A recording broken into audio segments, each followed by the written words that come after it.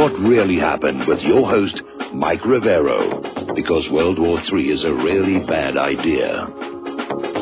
Here is your host, Michael Rivero. And aloha, America. Welcome to our show today. It's Tuesday, June 20th, 2017. It's the summer solstice, and we have got a lot of stuff to talk about today. It's a very, very, very busy news day. The phone lines are open, 800-313-9443. Mike is in our control room ready to answer the phone when you call on in. Our third hour guest today, Dr. Renee Dufault. We're going to be talking about toxins in food. It's a topic that a lot of people are very concerned about. It just seems like all these food products we get from these corporations, they've all got stuff in there that we really ought not to be eating, and we're going to be talking about that and her disagreement on that issue over at the FDA. Tomorrow, our guest will be Marianne Azizi, who's an activist on family issues over in Israel, and she's going to be updating us with what's going on over there. Obviously, the big story right now, the terror attack in Brussels at the train station. Apparently, somebody who was reportedly shouting Aloha Snack Bar set off a bomb, apparently not a very well-built one, because the suspect is still alive. He's badly injured, and he was also shot. But apparently the bomb was a fizzle. They're saying it was a small explosion. There's an unconfirmed photo on Twitter that shows basically just more of a deflagration than a detonation. And so we'll get more information about that as it develops here. All right. Obviously, the really, really bad news is that the situation in Syria is deteriorating rapidly, and even Fox News earlier today was reporting, analysts are saying we're just getting closer and closer to a full-on clash in Syria between the U.S., Russia, and Iran. And, of course, they've been drooling over a war with Iran for a very, very long time. This may be the excuse for it, as it were. And we're seeing articles like this one over in The Hill. U.S. signals involvement in Syria could escalate. And, boy, what a change. I mean, first part of the year looked like it was all going to calm on down, and even the U.S. government was saying they were prepared to accept Assad remaining as president. Now, of course, they've gone back to the old agenda. Assad must go, so forth and so on here. And I'm not the only one who's noticed it. Over at The Independent in Great Britain, they ran an article saying it's very obvious. The U.S. Agenda is to strike at Assad, not necessarily go after ISIS. And even worse, based on the new demarcations, article out of Blacklisted News, the United States signals intention to occupy eastern Syria and divide the nation. And all of this is spinning out of that terrible shoot down. Okay, I'm hearing music for some reason. Damn. Hello? I'm hearing music. On some ass Mike? Mike? And I don't know where that's coming from. Okay, there we go. Thank you very much.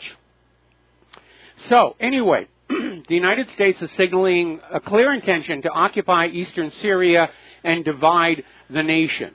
And we know that's been part of the agenda. They want to carve off part of it for the future Kurdistan.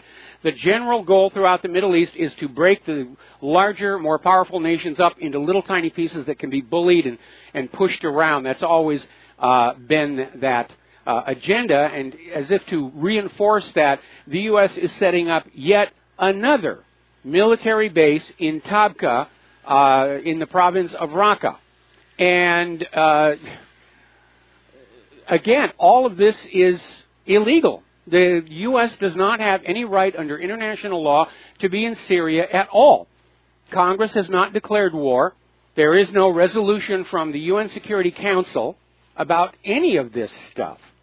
Now, we're getting more details about the shoot down of that Sukhoi 22. And, of course, the official U.S. story is that they were dropping bombs near the rebels that we're supporting. Notice they don't even say they dropped bombs on the Syrian rebels, just near. Near is a very flexible word. Near could be miles away. And, of course, Damascus and Russia are saying the plane was in an operation against an ISIS base. And here is the latest embarrassment for the U.S. Apparently, the Syrian jet wasn't able to even start its mission. It was flying toward the designated target in company with Russian aircraft when the U.S. shot it down. And can you imagine what would be going on if the U.S. had hit that, one of the Russian planes? So it's all a very, very dangerous situation here. Again, we're hearing from Kurdish politicians that the Syrian fighter jet shot by the U.S. was not attacking the Syrian Democratic Forces, the U.S. excuse.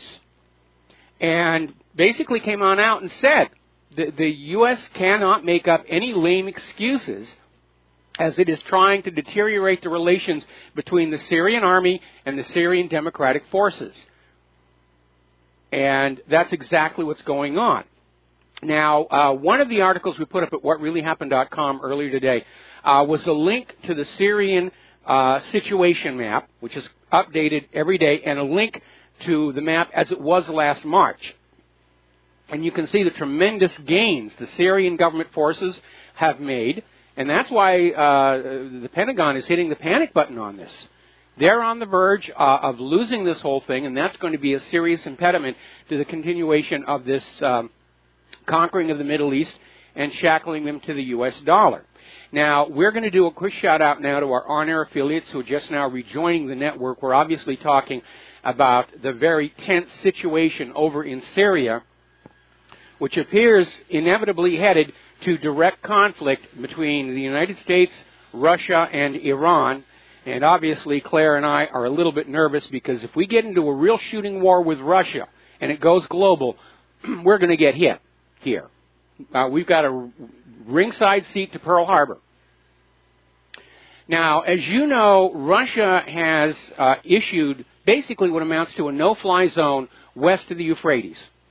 The airspace over Syria west of the Euphrates is banned for anybody except Russia and Syrian aircraft. And Russia has said that they will track and follow any other aircraft coming into that area and ask them to leave. And if they refuse, then they risk being shot down. Now, Australia decided this was an unacceptable risk. And earlier today, Australia announced they will cease their participation in the U.S.-led so-called International Anti-ISIS Coalition. And so, fearing the possible consequences and certainly not wanting to go up against Russia in a real war, the Aussies are packing up and they're heading back home. Meanwhile, the U.S. apparently is also taking the Russian statements very, very seriously. They're repositioning aircraft over Syria. And unfortunately, along with that, they're basically saying that the U.S. is shifting its aerial focus to attacking the pro-government forces in Syria instead of just ISIS. And the shoot down of the Syrian Sukhoi 22 represents the fourth such attack against Syrian forces in the last month. And again, the U.S. does not have a right to be there. The U.S. has, for all intents and purposes, invaded Syria. They don't want to admit that. They're still out there trying to sell that idea that they're only there for the war on terror.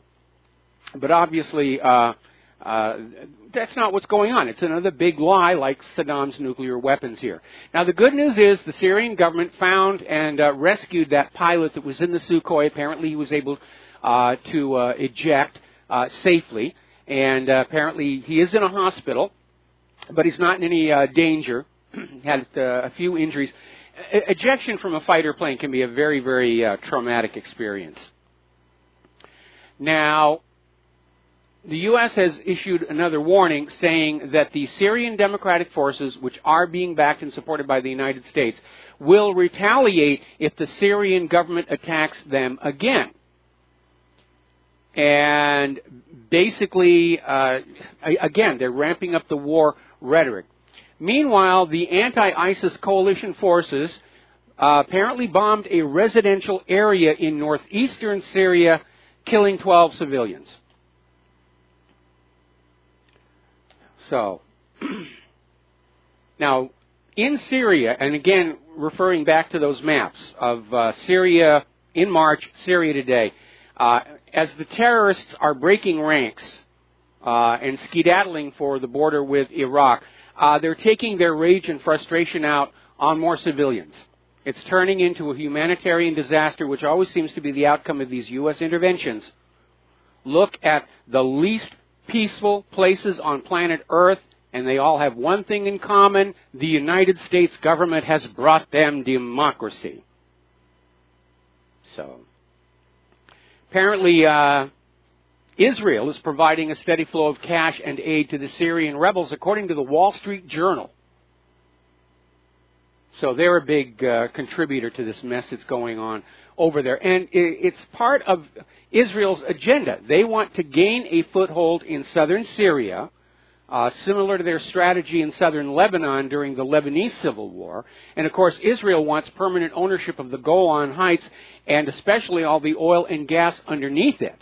And apparently there is already a plan to build a pipeline across the bottom of the Mediterranean going from the oil and gas fields in the Golan, not to mention the ones offshore of Gaza, up to Europe, so they can sell the oil and gas. And apparently because of this, Israel and Cyprus are now making buddy-buddy, even though Cyprus, up until recently, supported the Palestinian cause.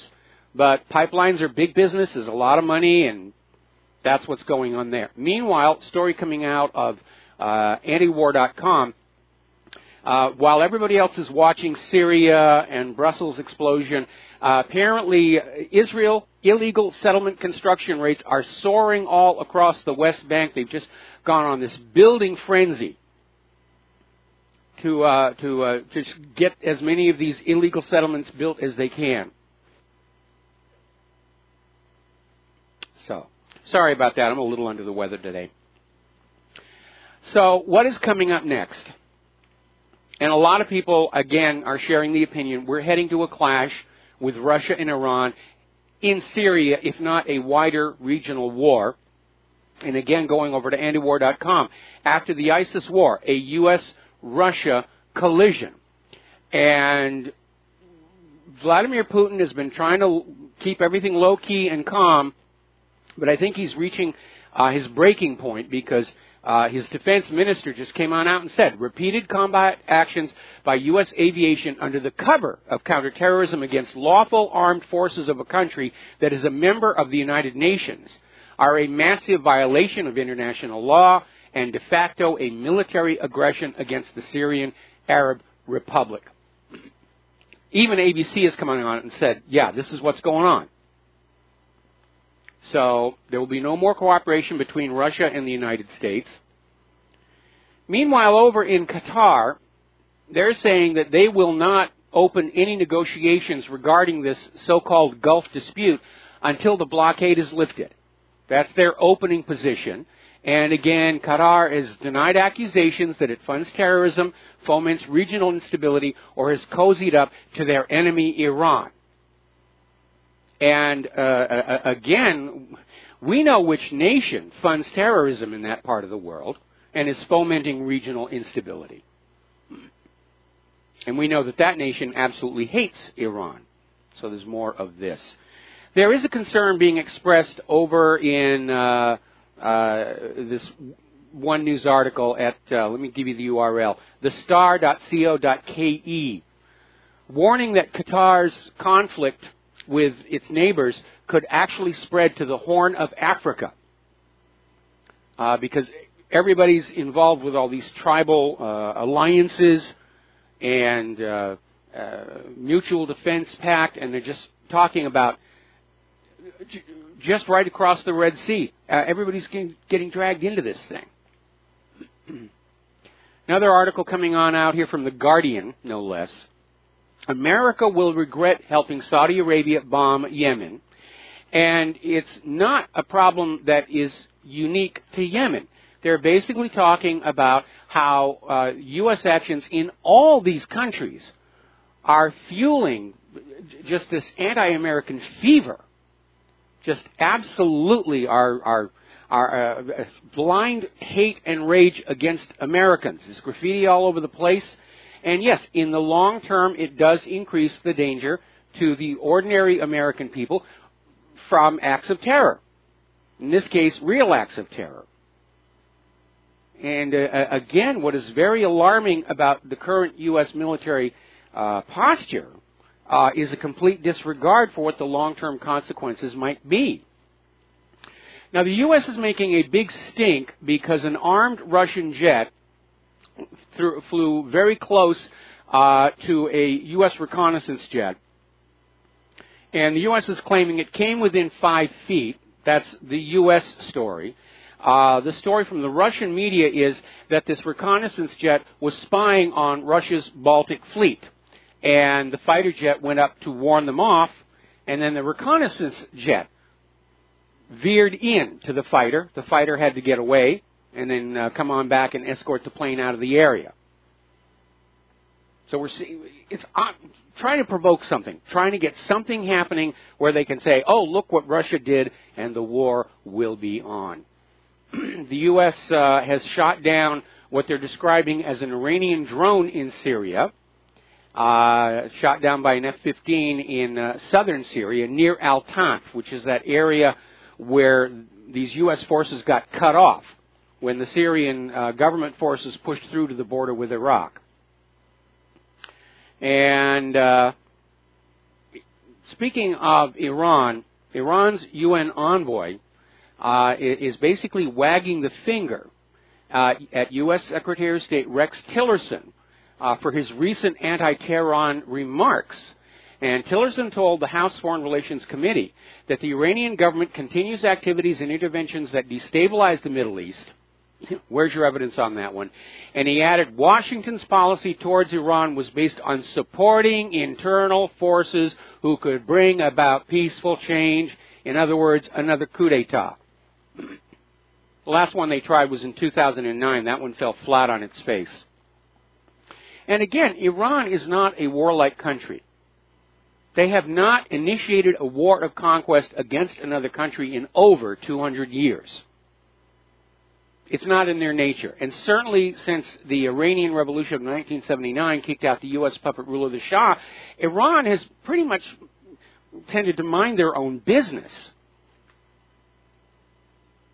So anyway, Iran's UN envoy basically said that these comments he made, Tillerson made, are in violation of international law and norms and against the Charter of the United Nations. And yes, there are rules in there about, belligerence toward other countries. And by the way, nowhere in the UN Charter is any one country allowed to simply go on in and change the government of another country. Now, the war of words between Qatar and the United Arab Emirates is continuing to escalate to the point where Qatar is now accusing the United Arab Emirates of supporting the 9/11 terror attacks. So there's a growing diplomatic crisis over there. Now, turning over toward Korea, a lot of stuff going on over there. Secretary Tillerson is saying that the U.S. is holding North Korea accountable for the death of that student who was returned home apparently in a deteriorated condition. He died in the hospital. And Tillerson is now demanding 3 other Americans being held by North Korea be released. And to back that up, the U.S. has sent supersonic bombers in a show of force against North Korea. I don't really think that was a smart thing to do. I think if it had been handled calmly and politely, Kim Jong-un might have said, yeah, you can have these 3 kids back. We don't need to feed them. But when you send the bombers up there, it basically guarantees that Kim Jong-un is going to dig in his heels and say no. All right, we're going to take a break for commercials. We'll be back after these few words. Let's talk about the USS Fitzgerald, because it was a horrible tragedy. Fingers are pointing all over the place, and somebody really messed up on board that Arleigh Burke cruiser. Somebody really kind of messed up. Again, it's a warship. It's supposed to be capable of defending itself and avoiding these kinds of issues. As you know, 7 sailors died from the incident, and now apparently it's coming on out. They may have actually been locked into the flooding berthing area alive. That the captain had to give the order to close all the emergency hatches because the ship was on the verge of sinking, and they may have just drowned inside there. So, again, it just compounds the tragedy. Alrighty, now, let's see. Do you remember not too long ago, Hawaii's Tulsi Gabbard introduced legislation in the House of Representatives called the Stop Arming Terrorists Bill. And that's all it said. There were no strings, there were no riders, there were nothing whatsoever, other than it would be illegal for the United States to be supplying arms and weapons to Al-Qaeda and ISIS and these various other groups over there. And after nearly 5 months, Tulsi Gabbard has only been able to attract 13 of the 535 members of the House of Representatives to sign on as co-sponsors. And apparently Senator Rand Paul introduced this same legislation in the Senate. It got 0 co-sponsors. So once again, you see how the U.S. government actually loves these terror groups. They're giving them all kinds of goodies. At the same time, they're telling you you shouldn't be allowed to have any guns. We'll give them to Mexican drug lords. We'll give them to terrorists. We'll do all that stuff over there. All right, getting on to local domestic politics and corruption. Robert Mueller has hired yet another Clinton donor for his Russia probe, and they're out there saying, you know, Russia, Russia, Russia, Russia. Do you know that the Russian ambassador visited the Obama White House 22 times? Nobody made a big deal about it. Meeting with foreign dignitaries is, in fact, part of the job description. Now, Putin, in one of his segments when he was talking to Oliver Stone, came on out and said the United States repeatedly interferes in Russian elections. We know that the United States has interfered in the elections of something like 80 other countries since the end of World War II. And that's what makes it so hypocritical. And again, Oliver Stone made a very cogent comment. Why are we talking about this alleged, this mythical Russian interference with our politics when Israel is interfering with our politics all the time? And of course, the big stink there is that when Stephen Colbert got into a fight with Oliver Stone about that, CBS edited that out because you're not allowed to say bad things about Israel on corporate media. You just don't do that sort of thing. Now, top Democrat Adam Schiff has come on out and admitted in the corporate media they have found no evidence of Russian collusion that they could take into a court and put before a jury. And then he turns around and says, well, we just have to investigate that much harder. We have to know if the Russians have something compromising on President Trump here. Well, they weren't all that worried about compromising connections when it was Hillary Clinton selling out that uranium, did they? And by the way, apparently the Senate is launching their first new Clinton corruption investigation since the Trump election, and this involves that foundation. I hope they find something here.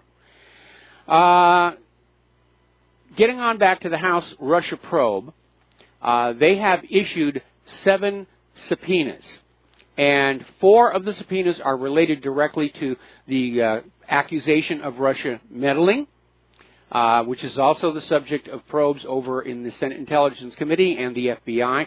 The other 3 are focusing on the allegations of improper unmasking of Trump campaign officials. This according to the Wall Street Journal. Now, those 3 subpoenas went to the CIA, FBI, and National Security Agency and are related to questions about how the names of these associates of President Trump were unredacted and distributed in classified Obama administration reports during the transition period. Now, a little bit of a wrinkle. Susan Rice is right in the middle of this unmasking scandal. And Judicial Watch last April filed a Freedom of Information Act request for these documents related to the unmasking scandal. And apparently what has now happened is Judicial Watch has been informed that all of those records have already been sent to the Obama library, and the library will be closed to the public for at least 5 years. Actually, I went to the website for the Obama Presidential Library, and they say they're going to be open next year. But that's the excuse. Can't see them for 5 years. And Judicial Watch is now considering legal moves to have the Freedom of Information Act lawsuit honored, even though the building, the library, is closed to the public. Now then, getting on back to our class action lawsuit against the Democratic National Committee and Debbie Wasserman Schultz, the attorney handling the case has basically said the evidence they've uncovered, the Democratic National Committee was just running as a Ponzi scheme and completely out of control of the members of the Democratic Party. And again, the DNC's defense against this class action lawsuit is Bernie Sanders supporters should have just understood up front that they were going to hand the nomination to Hillary Clinton. And again, that's nonsense. If you're just going to anoint the Empress Hillary, why did you go through the whole primary process? Obviously, you intended to deceive those Bernie Sanders supporters. Now, again, and this is coming out of Sputnik News, the Clinton Foundation's trustees and their donors may find themselves in a heap of trouble. And this is coming from Wall Street analyst Charles Ortel. And he says, the good news is that foreign governments that donated to the Clinton Foundation could actually recover their funds. And given that Hillary did not win the White House, I'm sure they probably want their money back. So basically, Charles Ortel is calling the Clinton Foundation the largest unprosecuted fraud ever. And it does need to be investigated. It does need to be prosecuted. And then we need to look at how many of these other foundations that are being run by politicians are engaged in the same kind of skullduggery, pay for play, and so forth. All right, we're coming up here on another commercial break, I hope. And no, we didn't miss the break. It's just now starting. Okay, there should be the music. There we go. We're good. Be right back. Aloha, America. Welcome back to the show. We're going to take a phone call here from Steve in Oregon. Steve, aloha. Welcome to the show. What's on your mind? Aloha, Mike. I just wanted to let your audience know that I think it was hubris that caused that ship accident. I have, it's a title of a YouTube. It's a hilarious radio conversation between the U.S. naval ship and Spanish authorities. And is that the one about the lighthouse? Yes. Okay. Well, that's a very funny joke, and, you know, it sounds like something an arrogant ship commander would do. But again, there are rules regarding the right-of-way on the ocean. And at the very top of the list are these giant super tankers and large cargo container vessels. You get out of their way because they don't have the ability to change their speed quickly or alter their course quickly. And so anybody who's, you know, a captain is going to understand the military ship gives way because it does have the speed and maneuverability. Everybody just had to be asleep. Whoever's on the lookouts, whoever's watching the radar, whoever's listening to the sonar, it is just, you know, amazing that this could have even happened to begin with. But then if you go back and you look at all the times that Navy ships have collided with cargo ships and other warships and even submarines, and again, we had that horrible incident here with the USS Greenville and all those Japanese fishing students who died. So it does happen. And is there a serious technology problem with the sensors on our warships? Are they not able to really see what's out there and coming closer? Now, aircraft have something called a TCAS, which is a transponder close approach system. that will actually flash a warning if something is getting closer to you. And I would imagine that our warships would certainly have something like that that would sound an alarm when there's a target out there on a constant bearing. Yes. Well, the conversation is pretty hilarious. You know, we have an armada and the lighthouse saying, well, we got a dog and we got a sleeping canary. You better move 15 degrees. You're going to run into us. It's pretty hilarious. Yeah, I know. I've heard it many, many times before. I used to do a lot of sailing. I was a rag setter in my youth, and Claire and I were actually married on a sailboat.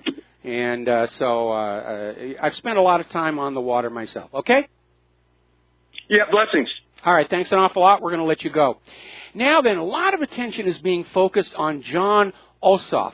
He's a 30-year-old Democratic candidate for Georgia's special elections runoff, which I guess is happening today. And it's being proclaimed as a bellwether for next year's midterm elections. You know, can the Democrats come back from Hillary's defeat? Can they retake the Congress? And there's been just huge amounts of money poured into his campaign. In fact, he got 9 times more donations from the state of California than from his own home state of Georgia. And so they're just really putting a lot of focus on that. They're hoping that he can win the seat and, you know, have one more Democrat. And it's another indicator that the liberal Democrats, the Hillaryites, they haven't given up. They have not accepted their defeat. They're even calling Ossoff the Trump Slayer. And as of right now, this is the most expensive House race in history. So huge amounts of money pouring on in from the liberals out in California here. All right, let's talk a little bit about the violence in our streets. And it's heartbreaking to watch. We've been seeing it even before the election began. So there's an article that came out from Investment Watch blog about people are devolving into degeneracy and violence. Do not join the club. And obviously there are a lot of reasons for you not to do that. First and foremost, you can get hurt.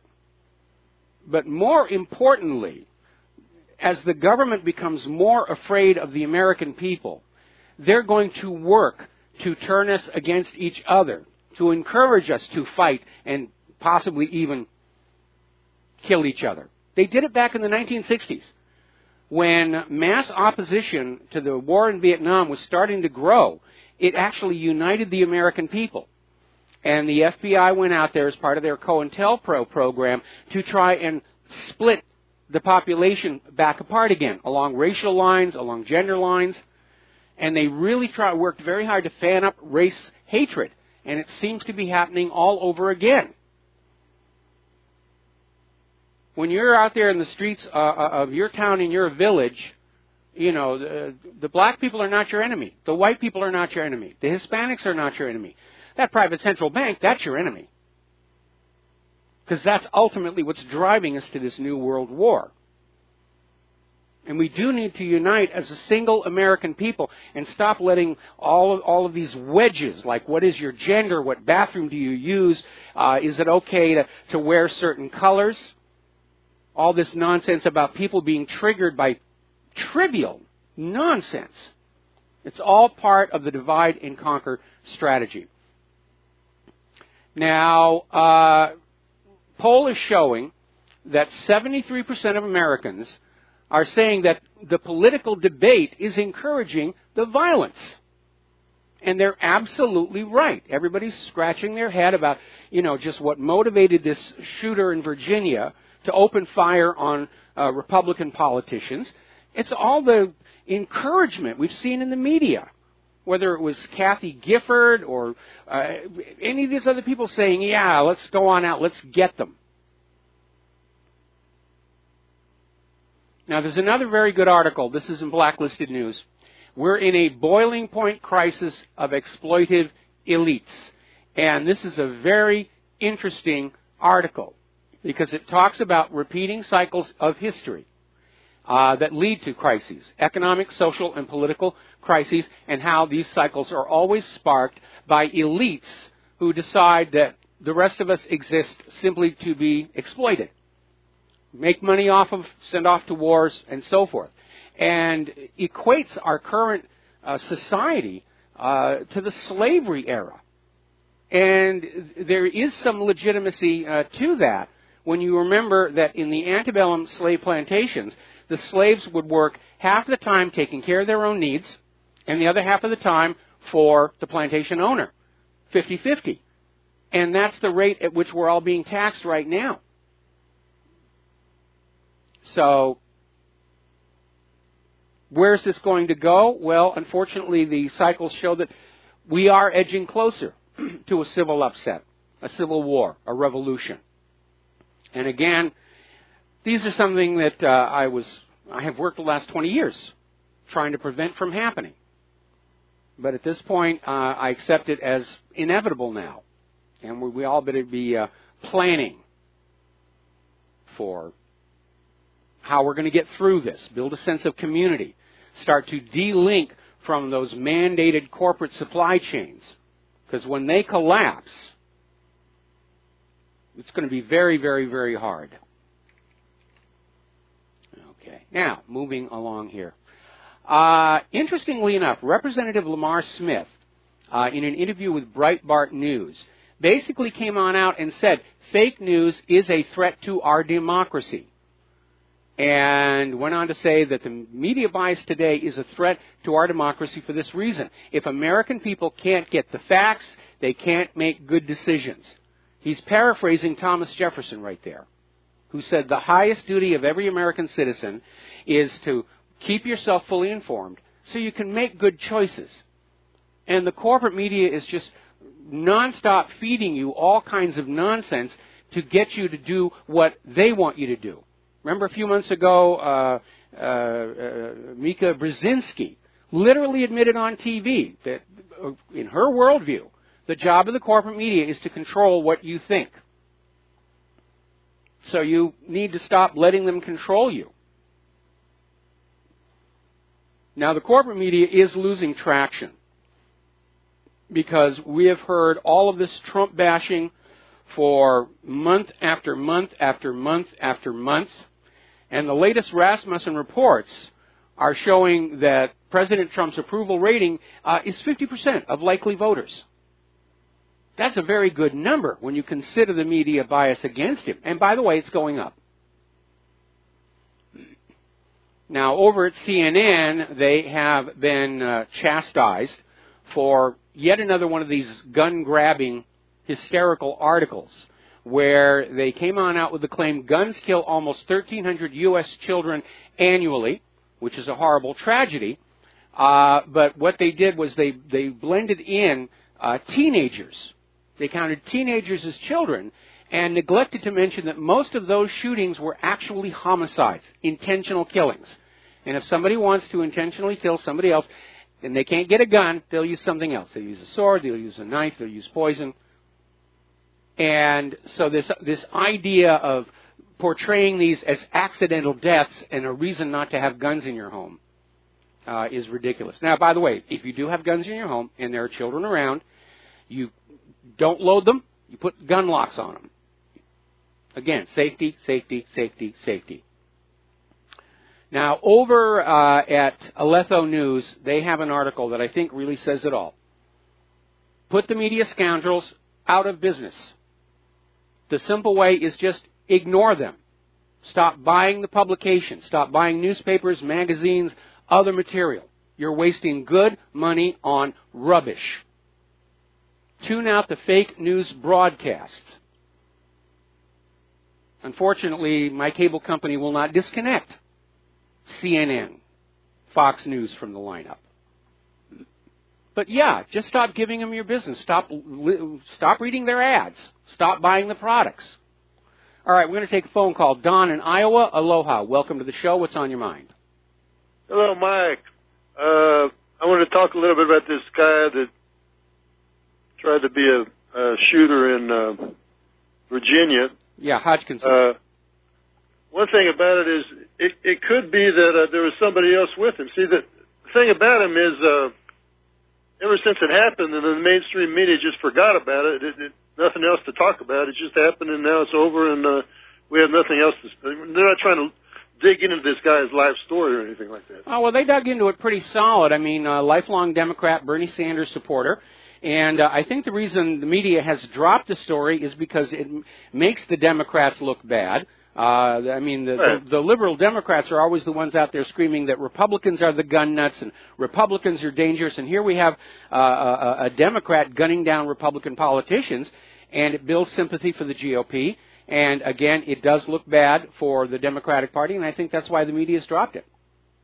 That's why they dropped it, but they could have also, tried to see, well, was there somebody else with him? We don't know. He died. He's dead. They couldn't interview him. One thing that would indicate that maybe somebody was that knew about killing people was thinking about this whole thing was he went there to at the baseball field. None of those congressmen were going to have a gun themselves, whereas they might if it was some other kind of a deal like a picnic. Let's say when they were in civilian clothes. Yeah, but the Capitol Police were there. Not enough of them, obviously. But the Capitol Police were there. Now, the reason I don't think that this guy had anybody else with him is two reasons. First of all, he walks up and asks the bystander, are these Republicans or Democrats? And then he goes and gets his gun, and he starts shooting. And apparently, if you look at how many rounds he fired versus how many people were actually injured, he's a terrible shot. It's more like suicide. It was more like a suicide deal, really, suicide by cop. Yeah, it could very well have been. There's still that issue that apparently he did have a list of other GOP names in his pocket. But, yeah, that's the reason. As far as anybody knows, that's why he came from Chicago to the D.C. areas to kill Republican politicians. I mean, there's no other reason for him to be in Virginia, right? Well, he told his estranged wife that he was going to Washington, D.C. to work on tax reform. And by the way, he's not from Chicago. He's from somewhere else in Illinois. But apparently this is a guy in the sunset of his life. His business had shut down. Well, we know he could have terminal cancer. He just found out or something like that. Or he could have been out of his head on prescription antidepressants. And again, that's something else that we're not being told. As far as Alex Jones crossing over, you said yesterday you were saying you think he might be crossing over to the mainstream media. He can't really do that. What he's trying to do, I think, is kind of set up a parallel universe, something like what Ted Turner did with CNN. I mean, he does kind of have grandiose dreams about having a big TV, radio, 24-hour-a-day news and all this kind of stuff. But he's not gonna. He can't completely. And he does. I think he does want to get on cable TV, but he's not going to all of a sudden be like. He's going to be totally different than all the rest of them. He has to be. He has to be himself. Well, again, if he is seriously harboring ambitions to go corporate, then he's going to have to play by the corporate media's rules. And that, of course, will alienate. Again, the way he backed off from Sandy hoax. In the Megyn Kelly interview, says that he's trying to send a message that he will behave if he's allowed into the corporate media. But he did stick with the 9/11 as an inside job. He stuck with that in the well, he kind of has to. Pretty much everybody in the United States knows that was a hoax. Yeah, but the MSM does not admit that. No, of course they won't. They never will. Right. So what I'm saying is he's. But anyway. What else was I going to say? I guess that's enough for now. Okay, good, because we're coming up on a commercial there. So, Don, thank you very much for the phone call. Getting on back to Alex Jones and Megyn Kelly, the rumors are flying out of NBC that they may decide to just fire her, end the contract. I mean, they spent $20 million to lure her away from Fox and give her this show, and the ratings just continue to decline.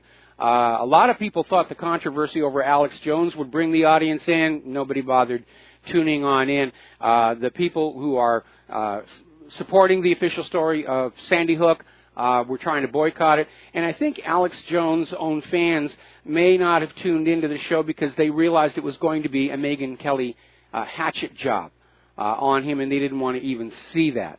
But apparently there are panic meetings in the executive offices over at NBC, and they may let her go. And NBC, I could use a job. We'll be right back. And aloha, America. Welcome back to the show here. Let's take a few more phone calls. Sherry in Texas, aloha. Welcome to the show. What's on your mind? Hi, Mike. My phone was crackling, so excuse me if it does that. I've never had that problem before. But speaking of problems, there is a problem with AM radio talk show hosts that I've noticed. Mm-hmm. It's like if you want to keep your job, you have to pit the Republicans against the Democrats. You have to really diss the liberals way beyond just snowflakes level. I mean, I was listening to Rush Limbaugh, and he has a pretty big audience, I guess. Yes, he does. And yeah, and this is his message. It's all about. I mean, it's nasty. It's ridicule. It's intimidation, and he says all liberals, like there's no exception. You know, the corporate abuses affect us all. You can't talk about that now. I want to know where I'm wrong. Who in AM radio, because I don't get a lot of stations. I can't find where a lot of people are because I need to go into websites and find out where everyone is. But who in an AM talk radio doesn't diss liberals? I mean, I don't know how Alex is going to survive. You can't talk about global warming as it really is, and you have to diss liberals. Those are two things like, okay, you want to be on AM, you want your salary paid by a corporation, this is what you've got to do. It seems that way to me. Oh, excuse me. I've been on speaker. Can you hear me? Yeah, I can hear you. You sound a lot better now. Yeah, I'm awfully sorry. I've got the bad habit of leaving that on. Okay. Okay, don't worry about it. Here's what's going on. First of all, corporations that own a lot of media do use them for platform. Some are very much pro-liberal. Some are very much pro-conservative.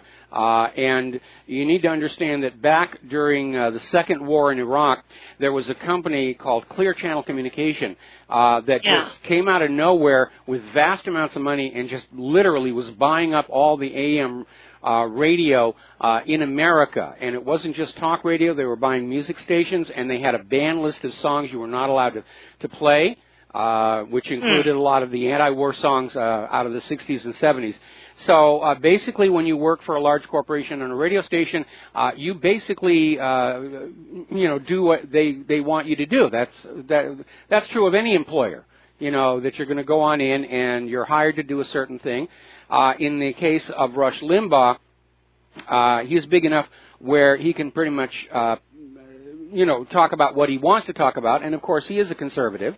And he does go after the liberals. But then we have all these other like TV news networks that are very much in the opposite direction, and they're constantly going after conservatives and Trump and so forth.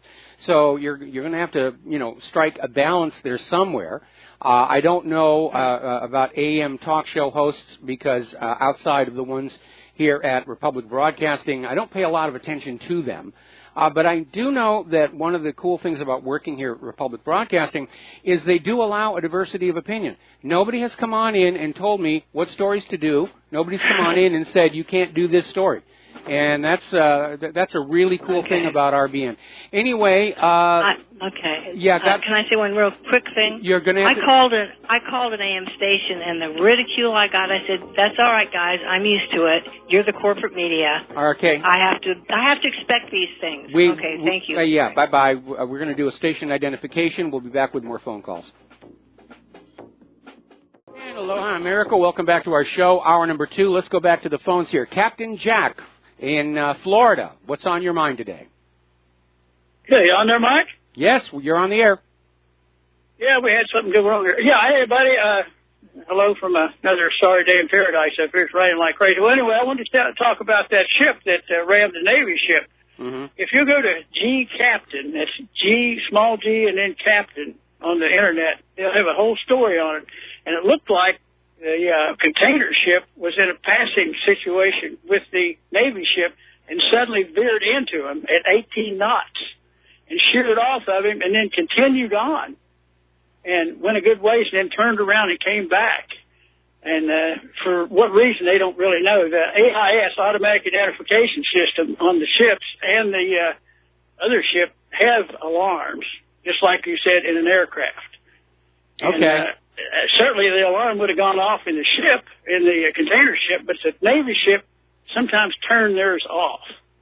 Well, that's a dumb thing to who do. knows? That's a dumb thing to do, you know. And again, I've actually gotten two different stories on the cargo ship. One, that its radar track seems to indicate it was on autopilot, which at 2 o'clock in the morning, and you assume there's nothing around you, you can do. And the other story, of course, is they're trying to claim that this was a deliberate ramming by this cargo ship. But again, where was the crew on the Fitzgerald? Were they not watching out for this ship? Because that cargo ship had to get really, really close before the actual impact. And again, going back to the rules of the sea, you maintain a safe distance between these large floating pieces of metal. So somebody... Well, at 18 knots, at 18 knots, and he makes a quick course change into the ship, he's going to hit him pretty close. He may not be up to speed to get out of his way. Okay, now when you say 18 knots, you keep talking about the ship to ship. You're not clear on which one you're talking about. I'm talking about the container ship, the big ship. It was basically an overtaking, passing type situation. According to the AIS, if you look on the G Captain, they'll show you the AIS plot from the container ship. But the whole situation is, when I first saw it, you know what I thought? Speed 2. Remember that movie Speed 2 where somebody took over the autopilot on that cruise ship? Yeah. There was. I mean, it was kind of a BS movie, but it could possibly happen. Maybe they had somebody on that ship that did it and turned him right into him. Who knows? One of the crew people. Okay, I'm looking at gcaptain.com. They're running an article saying the USS Fitzgerald is at fault, and this is why. And so I'm going to be putting this story up there. Okay? Yeah. Okay, buddy. Well, good talking with you. We're still putting you out here in North Florida. All right. Well, it's actually raining here in Hawaii today, too, so don't feel left out there. Thank you for the phone call. I mean, I'm putting you out on the radio. I got a small transmitter putting you out, so. You're putting out my show. Buddy. You're putting out my show. Yeah. Oh. Yeah, 25 watts. You're going out about 10 miles here. Oh, wow. My good. Well, greetings to all of our listeners down there in Florida. I know that RBN is sort of the darling of the Part 15 hobby transmitters. And so, again, thanks for listening here. We're going to switch over here to Frank in North Carolina. Thank you for the phone call, Captain Jack. Frank, aloha. Welcome to the show. What's on your mind? Yeah, Mike, just kind of a continuation on the Alex Jones thing. I think I called in yesterday, and I was speaking about Dr. Steve Pachenik and some comments that he had made characterizing Alex Jones and his capabilities, and how Megyn Kelly didn't know, what she was going up against. This was Sunday, and before that interview aired. And there's another guy, though, that Alex Jones has been cozying up to lately, who came out of, at least from my, point of view, he's come out of nowhere. His name is Mike Cernovich. Yes. And the reason I brought him up, you were talking about everybody knows about 9/11. Well, he actually made the point Sunday on the show that he absolutely believes the official story. And, this is someone that Alex Jones brings in to guest host his show for hours at a time. And I'm like, how can you go from being Alex Jones, InfoWars, it's an inside job, 9/11, it's an inside job, to bringing people like this on, and they're all buddies, and apparently this guy has a lot of inside contacts and moles that feed him information from inside mainstream media, including the networks. And I'm just thinking, I don't know, man, there's just something. I think there. I'm not saying Alex Jones would ever go mainstream, but he's a hybrid now. Yes. And he's also, it's very strange. I was listening to him a little bit today, and just the music and everything, he's really hyping up this Civil War. He seems to be really hyping it up, and there's just something really smells fishy about it to me. Oh, boy. I hate to hear that, obviously, because our shows overlap. I can't listen to Alex Jones as much as I would like, but I don't want to see a civil war in this country. I don't want to see a revolution. The wrong people always get killed and crippled in these things. Give me a second here. I'm going to do a shout-out to our on-air affiliates just now rejoining the network, along with all of our listeners on those little tiny hobby transmitters there, like down in Florida. So Cernovich is out there saying that he now believes the official story of whatever.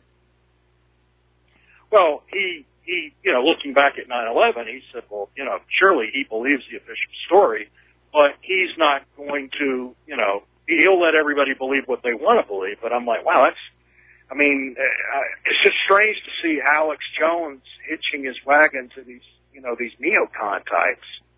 And, I don't know, maybe I'm mischaracterizing him as neocon, but there's certainly some neocon aspects to him. But, Alex will ramp it up. He will amp it up, pound it, bam, bam, bam, Civil War, we've got to start. And then he'll kind of pull it back. He said, well, of course, only in self-defense. And don't get me wrong, I'm all about self-defense. I'm not going to let anybody mess with me without going down without a fight. But he just really seems to be enjoying amping it up and amping it up. And I don't know. That's his style. It's always been his style, out there with the bullhorn. I'm more concerned with the fact that InfoWars is being, for lack of a better word, infiltrated by defenders of the official story. That's very, very troubling. But you need to understand, without going into the messy details, Alex Jones has had some major setbacks in his life, which have probably impacted him financially, and he may be going after some additional funding to continue his TV station and his radio broadcasts and the rest of it. And again, anytime you have a large chunk of money that comes on into your operation, there will be strings attached to it. That's just inevitable. That's why I've always been poor. Well, I don't like being poor, but it gives me the freedom to say what's really on my mind. All right, Mike, thanks. All right, thank you. We're going to switch over to Wesley in Idaho. Aloha. Welcome to the show. What's on your mind? Hi, it's Leslie. Oh, Leslie. Okay. I wanted to talk about the primaries. There might be some people that don't really know what happens. I went to a Republican primary in Washington State when Ron Paul and Mitt Romney were running, and there were just hundreds of people there. And I stood in line for hours with the line hardly moving, and I finally started asking why it was taking so long for people to vote. And people in line explained to me that you're not coming here to vote for who you want for president or to be the candidate. Once they get everybody into this huge auditorium, there are certain people who will stand up on their soapboxes, people you've never seen before in your life, that will try to convince you that they will vote for candidate A or B, and they will never change that vote. And so that's who you vote for. You vote for this committee. Once those people are selected, they get together at a different time, different place, maybe multiple times, and try and debate each other. Say there's 8 people. Try and debate each other, trying to get the other people to change their vote to who they want. And so when the Democrats in court say that they can kind of pretty much choose whoever they want, they're sort of telling the truth. Well, you need to remember the rules change from state to state, and I know that's the way that it's done in Washington State because Claire and I used to live there. But generally, yes, when you go to the primaries, you're voting for delegates to the National Convention, but the delegates for most of the states are bound to vote for the candidate that they represent. And remember that big stink about unbound delegates that they were going into the general election, where they were trying to find a legal way where these people could change their mind and vote for Hillary Clinton, even though they were Bernie Sanders delegates. And it was a big stink because in most states, The laws are that the delegates are basically have to keep their promise that they're going to vote for the candidate that was listed next to their name. Okay. Thank you. All right, we're going to send me a malasada and a shave ice. Oh boy, I don't dare go near those places. I'm still on my diet here. All right, we're going to let you go, Leslie, and we're going to switch to Mark in Georgia. Aloha, Mark. Welcome to the show. What's on your mind? Well, we got a ring here too. Let's see, get this thing back on speaker. You can hear me better now, right? I can certainly hear you a lot better. What's on your mind? Well, I was just wondering. I know you're quite the opposite of a Bible thumper. My thing about what I call Bible thumping, what I mean is that people who disingenuously use the Bible like saying no prophecy is a private interpretation, and I looked at that verse and it's like, yeah, but that's not what it says. That's your interpretation or misinterpretation. And so I don't know. You had a chance to read that letter, or maybe Claire had more interest in it than you did. I forwarded that on to Claire, and she read it, and she had a few comments about it. Again, you know, the rule I follow is good people are going to do good things, bad people are going to do bad things, and both will often cite religion as their justification. So again, I don't care what people. I don't care if people want to believe in God or Cthulhu or Quetzalcoatl or any of that stuff. My only concern is when people who are in those positions of power are using that religious faith to exploit and harm people. And, you know, that's when I'll dig on in. Like war. Like war, like the clergy pedophilia scandal, things like that. Oh, God, yeah. Yeah, well, you know, and that's the thing is that that's where I'm kind of like, I'm disgusted because. And that's one thing I try to get clear to people. They're very Laudermost, my Congress critter, is going to have a Facebook, some kind of open hall thing, and I'm going to see if I can get in the question, you know, when are you ever going to come clean about how we've been lied to? And we know, you and I know, the government, as it currently exists, cannot come clean. They cannot stop lying. It's like the official account is that we shot down a Syrian plane that was attacking U.S.-led forces. Well, that's true. It's just that U.S.-led forces is ISIS, and they make it out as though ISIS and U.S.-supported forces are two separate things when they're not. And, you know, so that's the thing is I'm curious about what comments she has, if you wouldn't mind forwarding that back to me. But I just want to be, you know, very candid with people that this kind of duplicity and impunity regarding this political entity in the Middle East is anything but a blessing. And the Creator knows what's going on. Certainly agree with you on that one. I agree with you on that one. I mean, you would if you do. But that's the thing is that I was just wondering, I wish there was something I could do, undo the damage. Because if somebody wanted to become my follower in the sense of being my pupil, I'd like to have somebody like you that asks questions and checks things out. I can't stand sycophancy. I can't stand, oh yeah, well, because you say so and you're so smart. No, I want you to question. I want to get downright Socratic with people. Like, man, I'd really like to do that with some of these people that in the conventional media that are, you know, like. Well, they don't like questions, unfortunately. And more of the. They don't like questions. They only like questions that top up their official lie.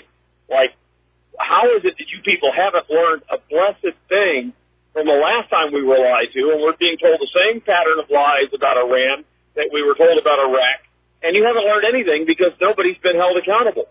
Yeah, you know, this is what they're paid to do. You pointed to the other side. This is what they're making those $1 million paychecks for. Not to tell you the truth, but to be a very, very convincing liar. Anyway, listen, Mark, I'm going to let you go. We got a bunch of phone calls, and then I'm going to close the phone lines because we got a bunch of news to get to. So let's switch over to Alan in Texas. Aloha. Welcome to the show. What's on your mind? Afternoon, Michael. Afternoon. Hey, just calling breaking news. Extra. RT just reported that apparently U.S. forces have shot down a drone belonging to the Syrian government. So, okay, I know they shot down an Iranian-manufactured drone. Is that the same one we're talking about? No, just right here. Just I guess just hours ago, I guess. And all right. Well, didn't really take that time. No, but also back to the ship that got hit. I mean, yeah, I saw a picture of that. And, Michael, I wasn't in the Navy or anything, and I haven't studied it in depth. But man, I saw like dishes covering the superstructure of that vehicle. I'm sure that it was a destroyer.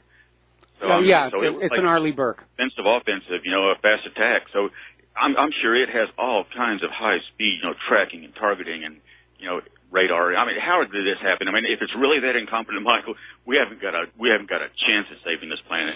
Is it just theater? I don't know. That's what's so weird. They can play with your mind in so many different ways. Well, again, they don't care about taking 210-story buildings down. No, they absolutely don't. But this makes the U.S. Navy look bad. It makes the U.S. look bad. I know they're out there trying to claim that the cargo ship was responsible, but and we had that other caller call on in saying that he's convinced the cargo ship intentionally swerved in to the USS Fitzgerald. But again, the Fitzgerald was clearly not maintaining a safe distance of separation. So there was a real mess up there, and it's cost 7 people their lives. Not to mention the damage to that ship. Looking at that housing around the spy radar system, there's probably at least $50 million worth of damage to be repaired there. Yeah, but still, I mean, it's a U.S. naval vessel of war, out on patrol. You think that like I said, if it's really that incompetent, Michael, we haven't got a chance of, saving this planet. But I'll let you get on with your show. All right. Well, thanks an awful lot. We're going to let you go here. Switch to Dustin in New Jersey. Aloha, Dustin. Welcome to the show. What's on your mind? Yeah, hi, Mike. I was in the Navy, and that ship is going for scrap, Mike. If you notice in the center, it's kind of cracked in the hull there. Well, I know it's sustained hull damage below the water line, but as long as the keel is still intact, they can dry dock it and get it back. I mean, that's a very expensive piece of kit to just send to the scrapyard. Hey, Mike, a lot of people, Michael Savage has been saying, Philippines has got ISIS. They steered it. Listen, the cargo ships are not fast. That's why their cargo ships are filled with cargo. Mm-hmm. And if it was on autopilot, it's the Navy ship that's responsible. It shouldn't have been that close, first of all, and it looked like they tried to cut it off to try to go in front of it like they did a couple of times with the Russians, remember? That's actually what it looks like to me is they decided to ignore the rules of right-of-way, and they thought they could scoot around the front of the cargo ship.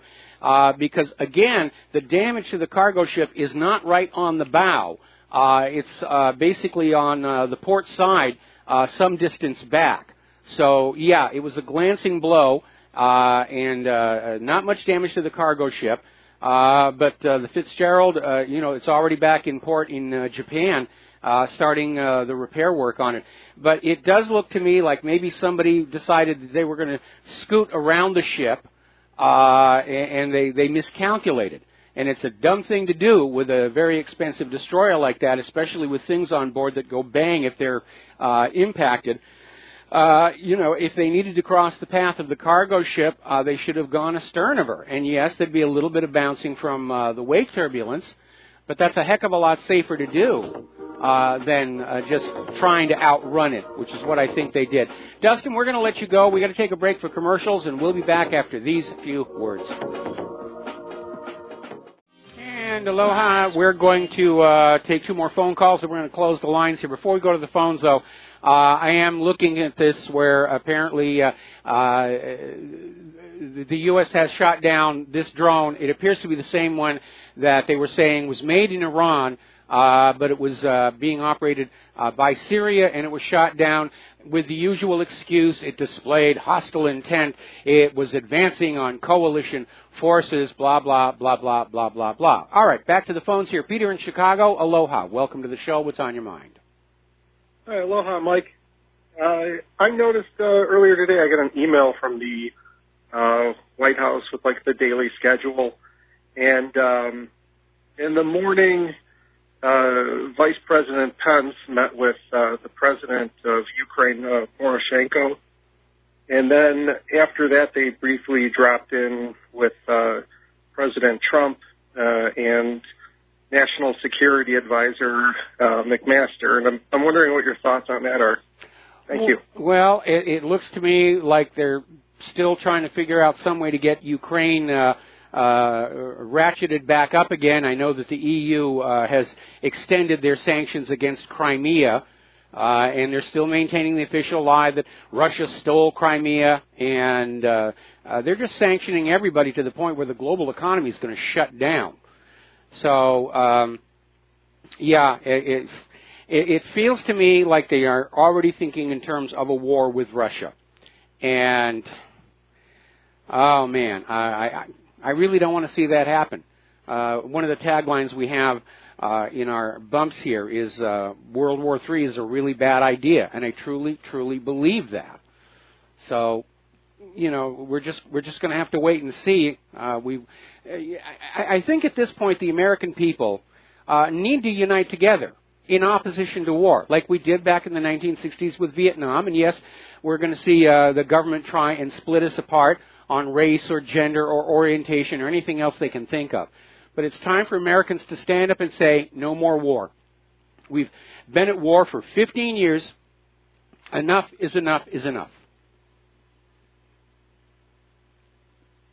Are you there, Peter?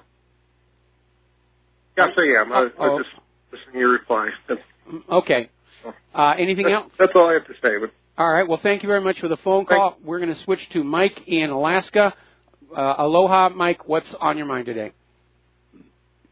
Yeah, hi, Mike. I wanted to follow up one of the previous callers on Cernovich Media. I do echo that there's something going on with the Jones Show and some of the sources, because there's kind of this meteoric rise of some of these people that I was in contact with years ago, and I just wanted to kind of let that caller know that there is reason to be a bit suspicious of that. I really like the work that a lot of his guests are doing, and I think what it really shows is that any citizen journalist can make a difference. Anyone can go out there with a camera and go to the DNC and the RNC and show people what the MSM won't show them. At the same time, the idea that someone that went from, you know, a bodybuilding form or a juicing form, that's how I met Cernovich, to getting all these top secret moles and then hosting the Jones Show. At this point, you know, it's fine. I'm not coming from like a hater perspective, but you know, this kind of stuff doesn't fall into your lap. So I just want to throw that out there real quick. I don't know if you noticed that, Mike, what your thoughts are. Well, I haven't been paying that much attention to Alex. In fact, it wasn't until his little head-to-head with Megyn Kelly that I started looking back in on it. But we know that the same forces that control the corporate media are very much intent on finding ways to co-opt the independent media, and Alex Jones is about the biggest that's out there. So obviously they're planning on starting with him. And then, I mean, they certainly did that with Breitbart. Look how different its editorial policy is today versus what it was when Andrew Breitbart himself was still in charge, or even just since Bannon left. And you've seen this complete co-opting and reversal of their editorial policy. So, yeah, it's going to be hitting all of the independent media at some point, but there's so much independent media, they cannot get us all. All right, Peter, Mike, we're going to let you go. We're going to close the phone lines. We'll be right back after these commercials. And aloha, America. Welcome back to the show. And getting on back to that special election in Georgia's 6th district is running neck and neck. And, of course, back in late May, the Democrat John Ossoff had a huge, huge lead, but it's been chipped away and chipped away and chipped away. And even though he has had all of this money coming on in, not just from the state of Georgia, but from places like California, it's going to be a neck-and-neck race. Apparently, the last poll before the actual election actually had Karen Handel ahead by 2 points. So it's going to be really close, and already everybody's screaming, oh, there's going to be fraud, there's going to be this, there's going to be that. Now then, let's talk about the economic news here. Apparently, Barclays Bank is once again in trouble. The Serious Fraud Office has charged Barclays and 4 former executives, including former Chief Executive John Varley, with conspiracy to commit fraud relating to the lender's dealings with Qatar during its £11 billion fundraising during the financial crisis. Starting to think they're all crooks over there. Another article is warning that manufacturing is slowing down, not just in the United States, but all over the globe. People do not have money to buy things with. It's all being sucked up by these private central banks. There's nothing left out here. Another article that came out of Government Slaves here. Basically, the biggest threat to state budgets right now are all those bankrupted pensions. And it's looking more and more like Illinois will be the first state to declare bankruptcy primarily over the bankrupt pensions. Why are the pensions bankrupted? It all goes back to 2008 and that mortgage-backed security fraud on Wall Street, in which Wall Street's pet rating agencies all declared them AAA, which made it legal for pensions to invest in them. The only rating agency that didn't go along with that was Egan-Jones, who was then slapped down by the Securities Exchange Commission for daring to come on out and sound a warning. But it is a big problem because when that mortgage-backed security fraud collapsed, these pensions were all defunded. And nobody really seems to have the gonadal tissue to stand up and point the finger of blame at Wall Street for the fraud and say they should cover the losses. Another article coming out of the Daily Bell, why bankruptcy is not a magic wand for Illinois, and it never really is. It's just going to transfer the burden someplace else because there's going to be a huge demand for those pensions to be paid. These workers worked their life, they paid into the pension fund, the money should be there. And they're probably signaling that there are going to be taxpayer bailouts for all of these until the taxpayers are out of money. Now, Chinese President Xi Jinping is saying that the BRICS cooperation is going to be more productive. They're expanding it, and he's saying it's going to usher in a new golden decade.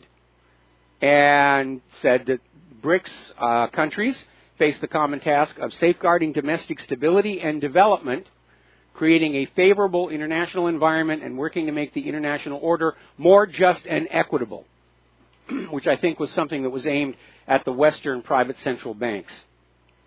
As I mentioned earlier in the program, the European Union has extended their Crimea sanctions for another year, and they're probably going to do the same thing again on Russia, even though many of the European Union countries do not want sanctions on Russia because it's harming their business.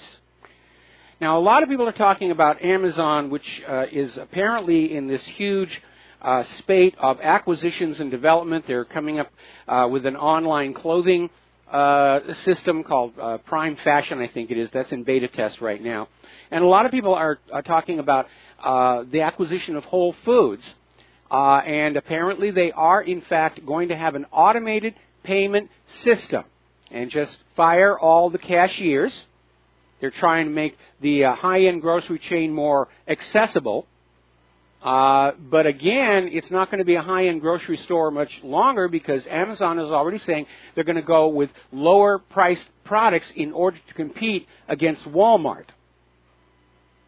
And they're going to destroy their brand in the process. Now, with oil prices going up again, we're starting to see the revival of the fracking industry. Remember when they had that poorly thought out oil price war with Russia, and it actually caused a lot more damage everywhere else. Venezuela, Canada, here in the U.S., the fracking companies had to shut down because it was costing them more to get the oil out of the ground than they could sell it for. And now that oil prices are on the rise again, the fracking companies are starting up again. The problem is, if they glut the supply, the prices will go down again. So the shale industry is in danger of killing the very rally that they want to take advantage of. Now then, we've been talking about automation replacing people, like in the Whole Foods situation. ATMs instead of human tellers. And the corporate world loves it. Lower cost, more profit, which actually doesn't work out because your employees collectively are also your customers collectively. But now the money managers are starting to sweat it because there's a whole new generation of financial planning software that is able to learn, and it is descending on the financial world. And these big money managers who thought automation was great when it was the small restaurant employees and coffee servers and everything, now all of a sudden they're getting very nervous about keeping their jobs and their multi-million-dollar bonuses. All righty, moving on here. The Iowa Obamacare insurer is hiking their rates next year 43.5%. This is coming out of Minnesota-based Medica. And as you know, the House passed the bill to repeal Obamacare earlier this year. Now we're getting word the Senate will vote on the measure as early as next week. And Obamacare was just an unmitigated disaster. Here's a bit of a surprise. On the very first day of negotiations between Great Britain and the European Union, they have agreed to a hard Brexit. They're not going to wait 2 years. They're not going to give the Remainers any opportunity to go on and mess things up. They're basically just saying it's a hard Brexit, which I think is a good thing. All right, let's take a couple of phone calls here. Alex in Florida, aloha. Welcome to the show. What's on your mind? Michael. Yes. I heard Jimmy Carter the other day at the Carter Center with Bernie Sanders, and they asked him what caused the rise of authoritarianism in Trump, which I was kind of pissed off about the authoritarianism crap that they said. But anyway, he basically said similar to what Michael Moore said, that people are just sick and tired of being screwed by the establishment, and that it was our only choice. We really didn't have a choice. Anything but the establishment.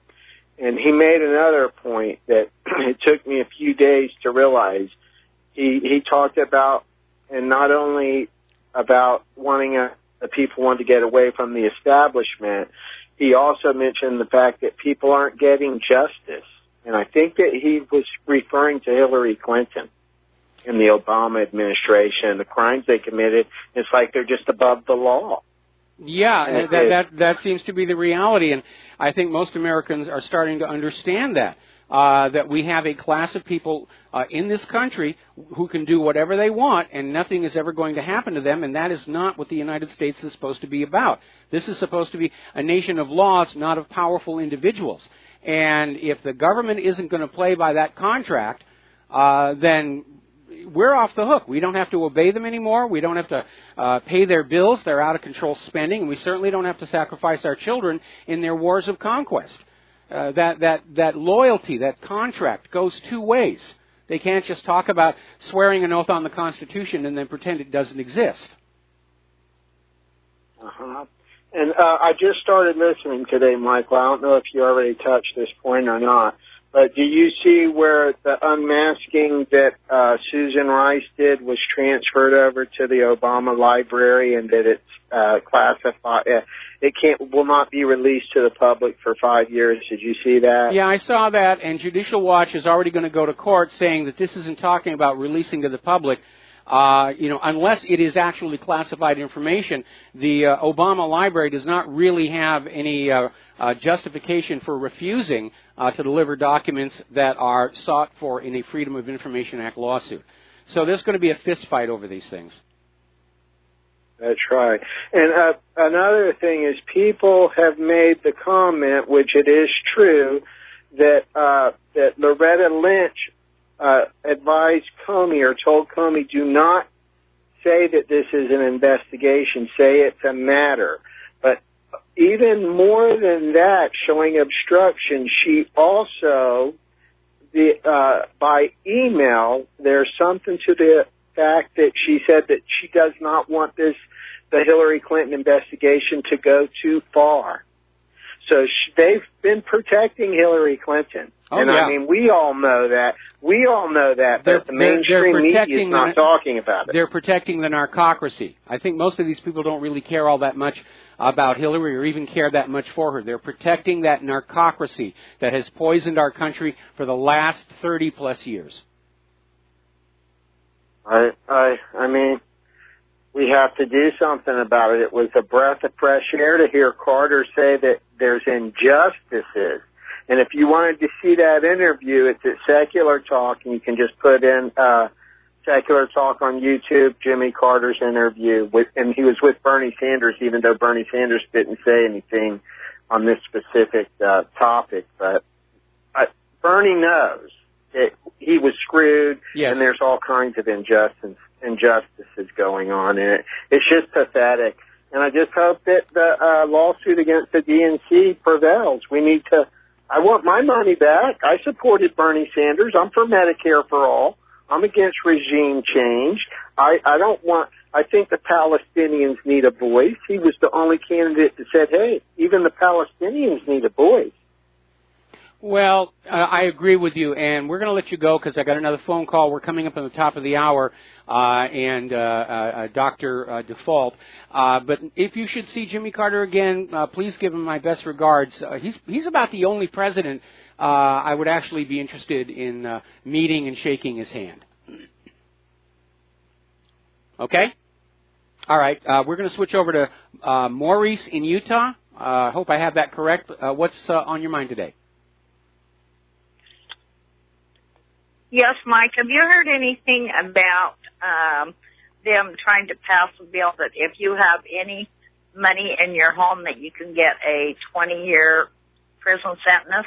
Yeah, this was introduced by Dianne Feinstein in the Senate, and it's being promoted as fighting money laundering and terror and so forth. But basically, what they're saying is that you're going to have to register any cash you keep at home and not in the bank. And there's like a 10-year prison sentence, and it literally expands civil forfeiture, where if you are in violation, they can seize your bank accounts, they can seize your cash, they can seize your cell phones, prepaid cell phones, debit cards, any of that stuff, supposedly to combat terrorism. But basically, more and more people are keeping their money out of the banks because of concerns of bank failures.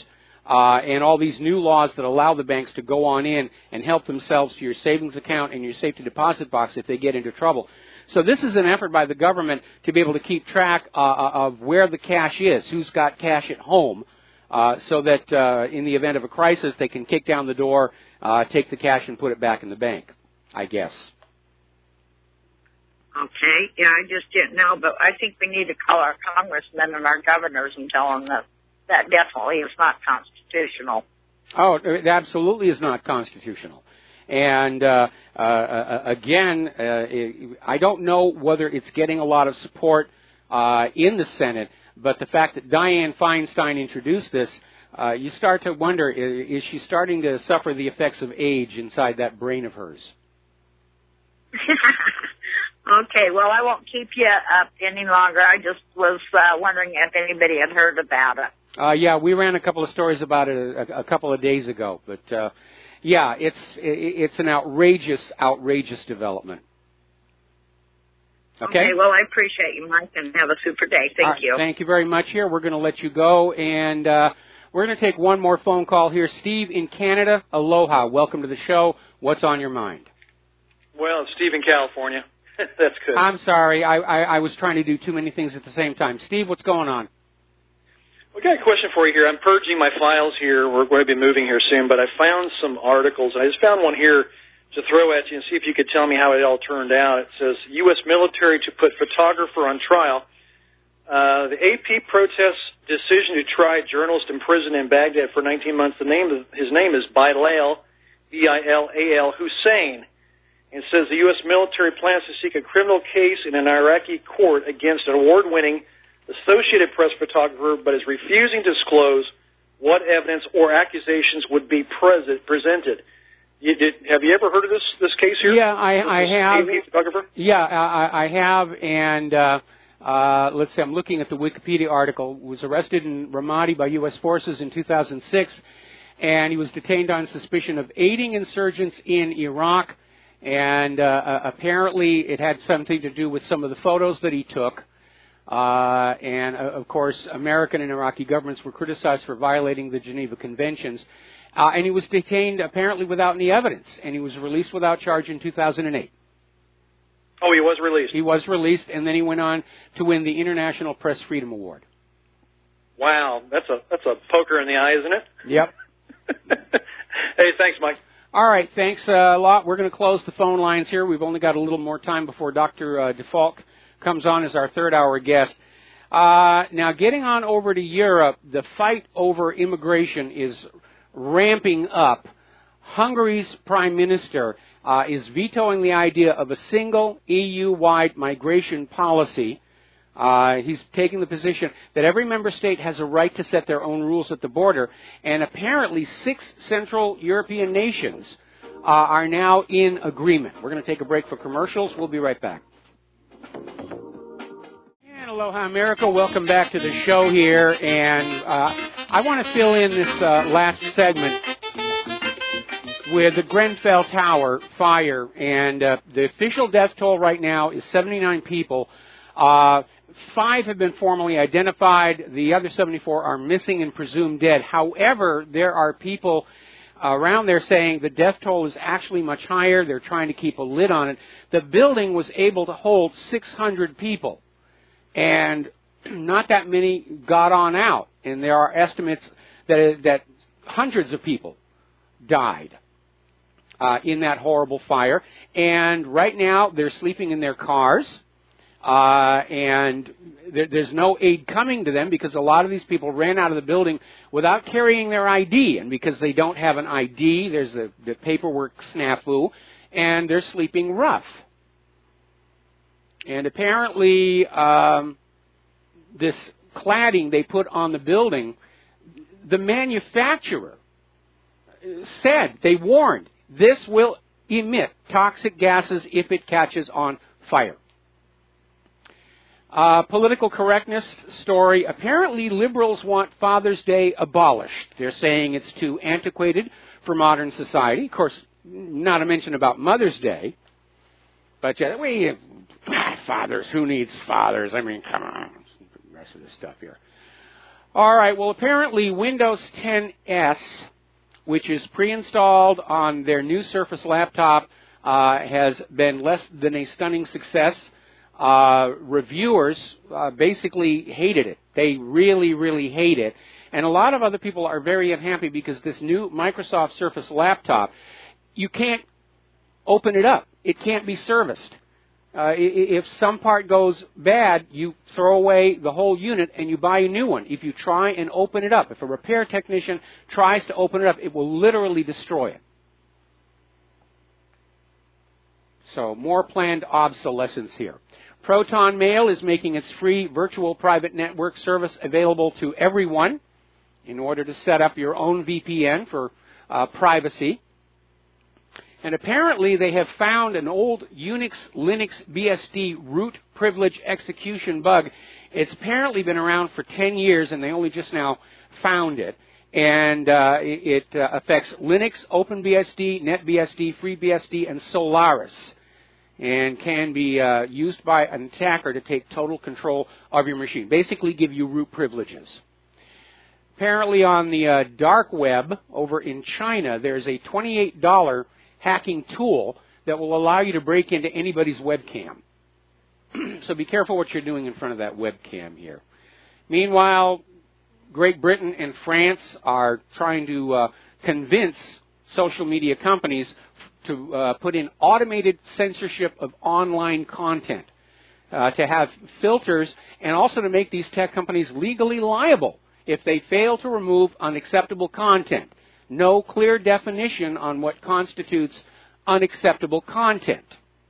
And I have a feeling it's going to be a lot of the stuff that you see at whatreallyhappened.com. We're going to take a station break here. We're going to be back here with Dr.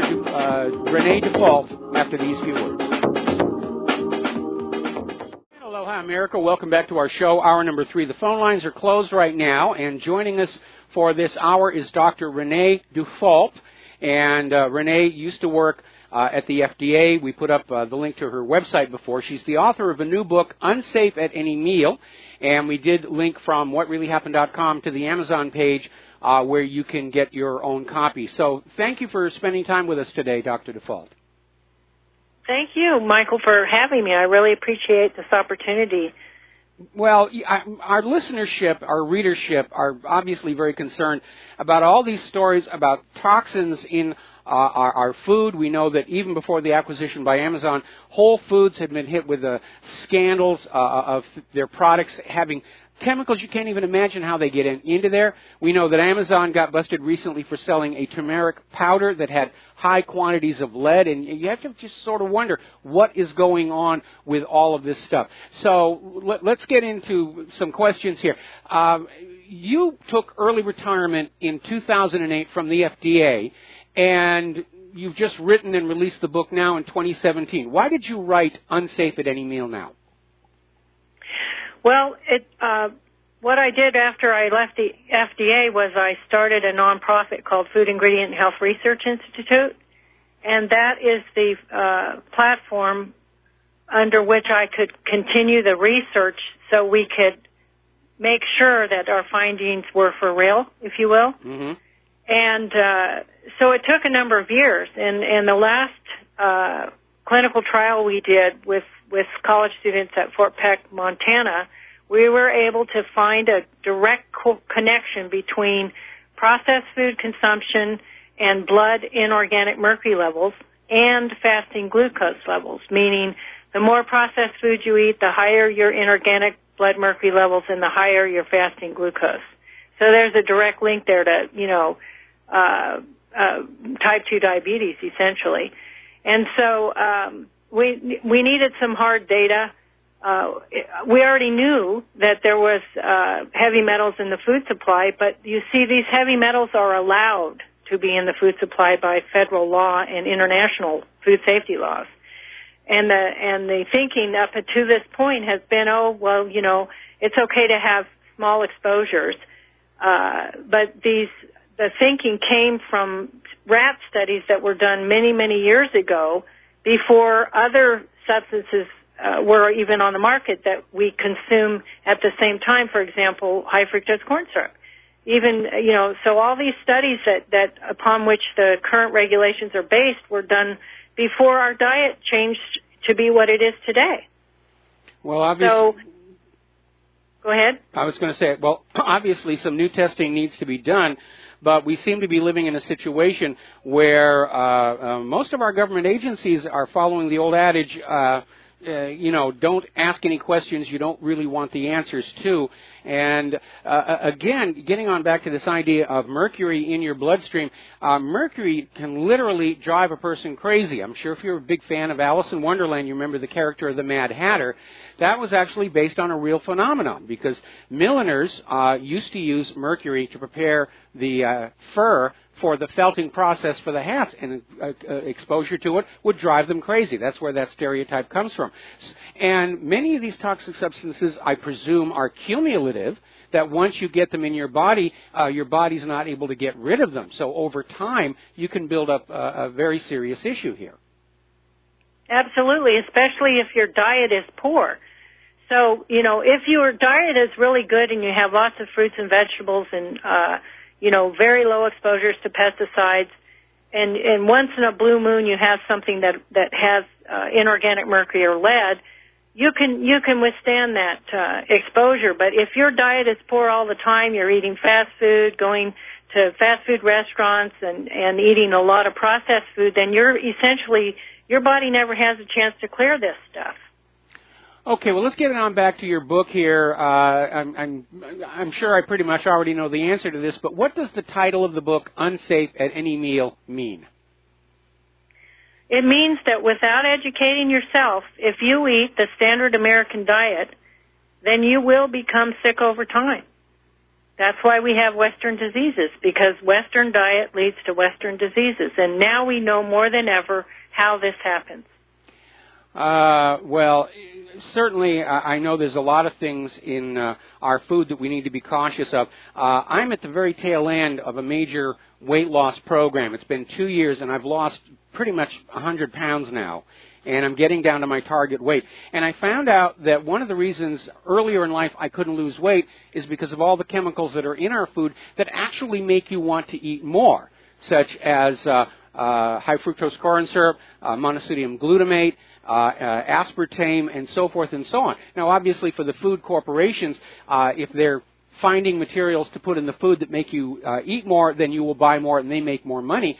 But everyone's talking about America's obesity epidemic, and it's not a result of our lifestyle. It's a result of the chemicals that are in our food literally making us eat more. Now, when you do obesity studies on rats, you have to dose their food with monosodium glutamate, because normally rats will stop eating when they've had enough to eat. But if you dose them with monosodium glutamate, they will eat and eat and eat until they're on the verge of bursting. We have to take a second here to do a shout-out to our on-air affiliates who are just now rejoining our network. We're talking with Dr. Renee Dufault about her new book, Unsafe at Any Meal, and about the various chemicals that are in our food. And apparently in your book you talk a lot about the cost of pesticides, and we know that glyphosate has been declared a probable human carcinogen by the World Health Organization. And you make a parallel to Rachel Carson's watershed book, The Silent Spring, back in 1962, which pointed out how excessive use of DDT was leading to all kinds of problems in not only humans but in the biosphere as a whole. Right. So what we have is, if you're talking about glyphosate, that's an organophosphate pesticide. And so we don't even know how much exposure to that we're getting, because they're not doing any glyphosate testing, and the USDA doesn't test for that in the food supply. You can go to their pesticide data webpage, and they have reports every year on what foods they're testing for which pesticides, and they're not looking for glyphosate. So we don't even know how much of that we're being exposed to. But we do know what you need to be able to metabolize and excrete glyphosate, and and we know what interferes with that metabolism. And so high fructose corn syrup will interfere. So will inorganic mercury. These two things alone will suppress the gene that needs to be turned on to produce an enzyme to break down glyphosate. Oh boy! And Americans are consuming, on average, I think they're consuming close to 27 pounds per year of high fructose corn syrup. That's nasty stuff. Nasty stuff. Yeah, and so they're consuming 100 pounds of wheat, which is oftentimes contaminated with at least 2 different organophosphate pesticide chemicals, molecules. So, we're not eating what we need to eat to be able to metabolize and excrete the pesticides that we're getting. Now, that's a real problem, and the problem is the glyphosate. They spray it on produce at the supermarket just because it makes the produce last longer and there's less spoilage and less loss. They even spray it on non-food products for whatever reason, including women's feminine napkins, I understand, which is that's some of the thinnest tissue in your body that you can absorb that through. Anyway, let's get on back to your book and talk about the correlation between this increased exposure to chemicals and the development of disorders like Alzheimer's disease, dementia. We know there's a huge, huge out-of-control problem with autism, and that's been linked to mercury as well.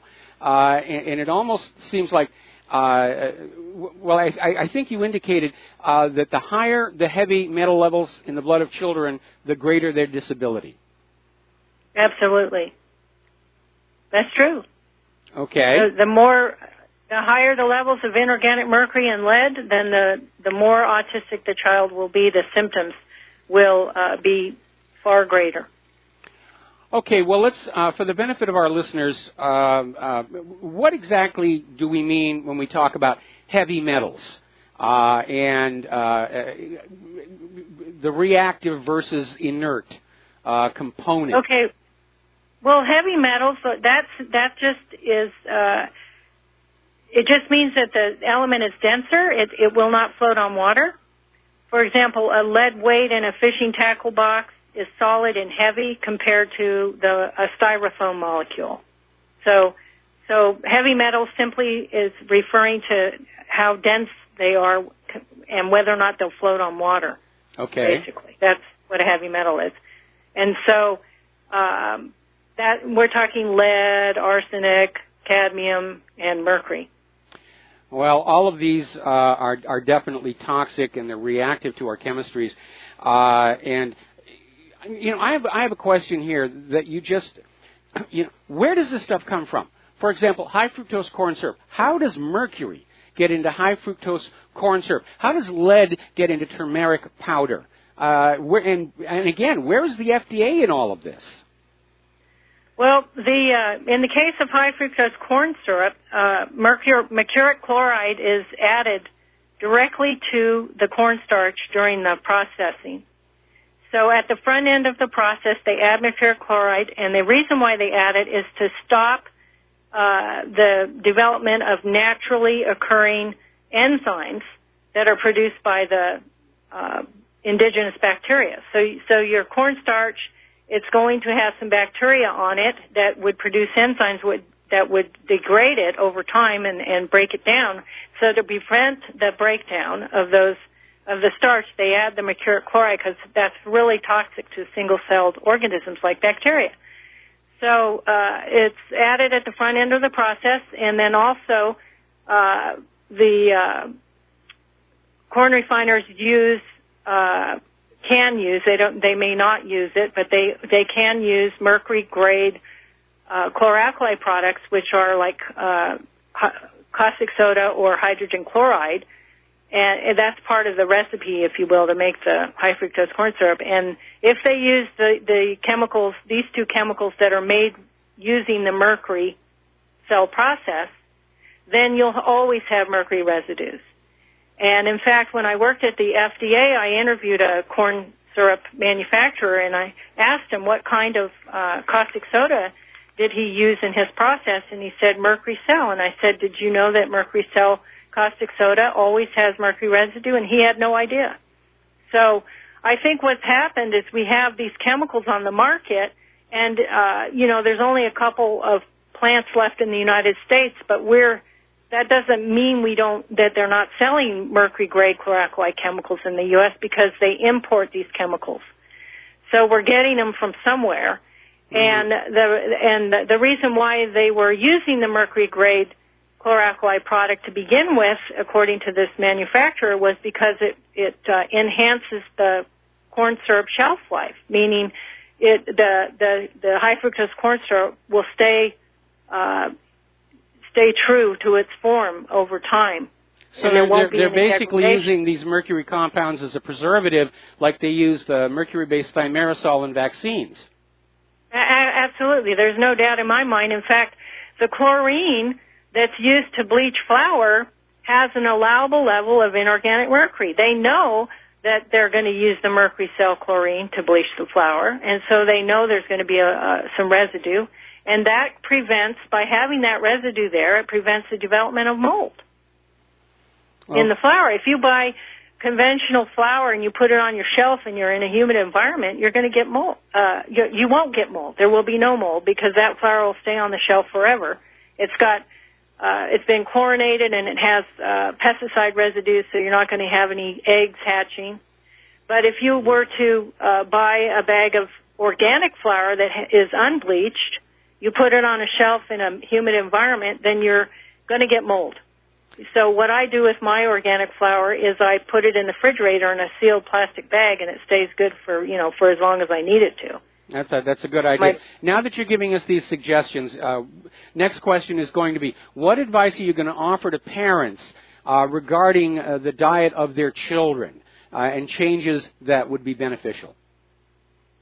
Well, first of all, you want to avoid consumption of the high fructose corn syrup, all the corn sweeteners, and in my book I list them. And because there's other ones, there's maltodextrin, dextrose, there's a product line, in that same product line where they start with the cornstarch and apply mercuric chloride, you get a lot of different corn sweeteners. So you want to avoid those because you want to, the idea is to reduce inorganic mercury exposure.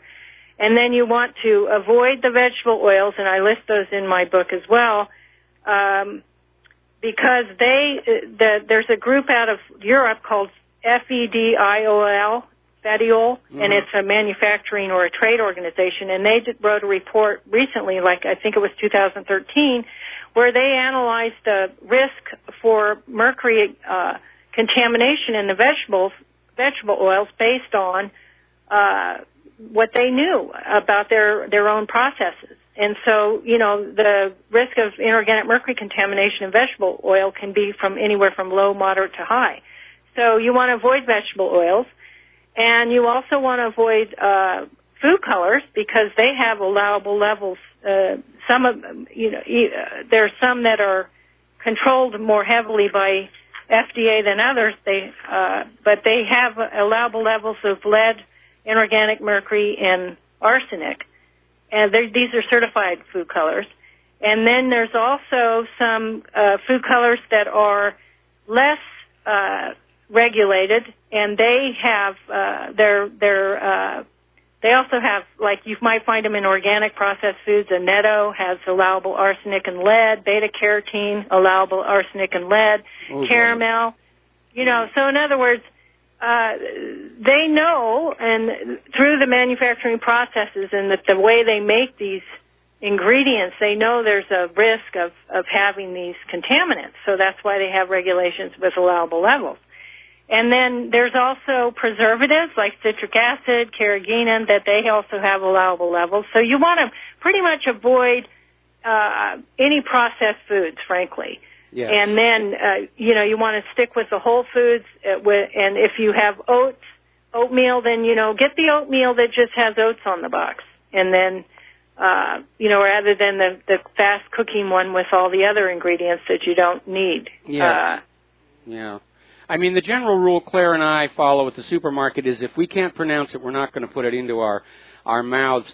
So let's get back to the issue of the food coloring. How is this going to impact the development of children? Because they like pretty things, they're going to eat the pretty things, and everybody likes coloring their food to where it doesn't look like food anymore. Well, in the United Kingdom and European Union, some of these food colors are banned, and those that are still allowed, that have the allowable levels of some of the heavy metals, they have to have a label on the food products that contain them, with warning that it can cause hyperactivity in children. So, Europe has done their research, and most of the research actually came out of Europe that found the food colors to cause hyperactivity. So, and sodium benzoate does the same thing, by the way. It also has allowable heavy metals in it. So lead is very commonly found in elevated levels in children with hyperactivity. So you certainly want to avoid all the ingredients with allowable lead. And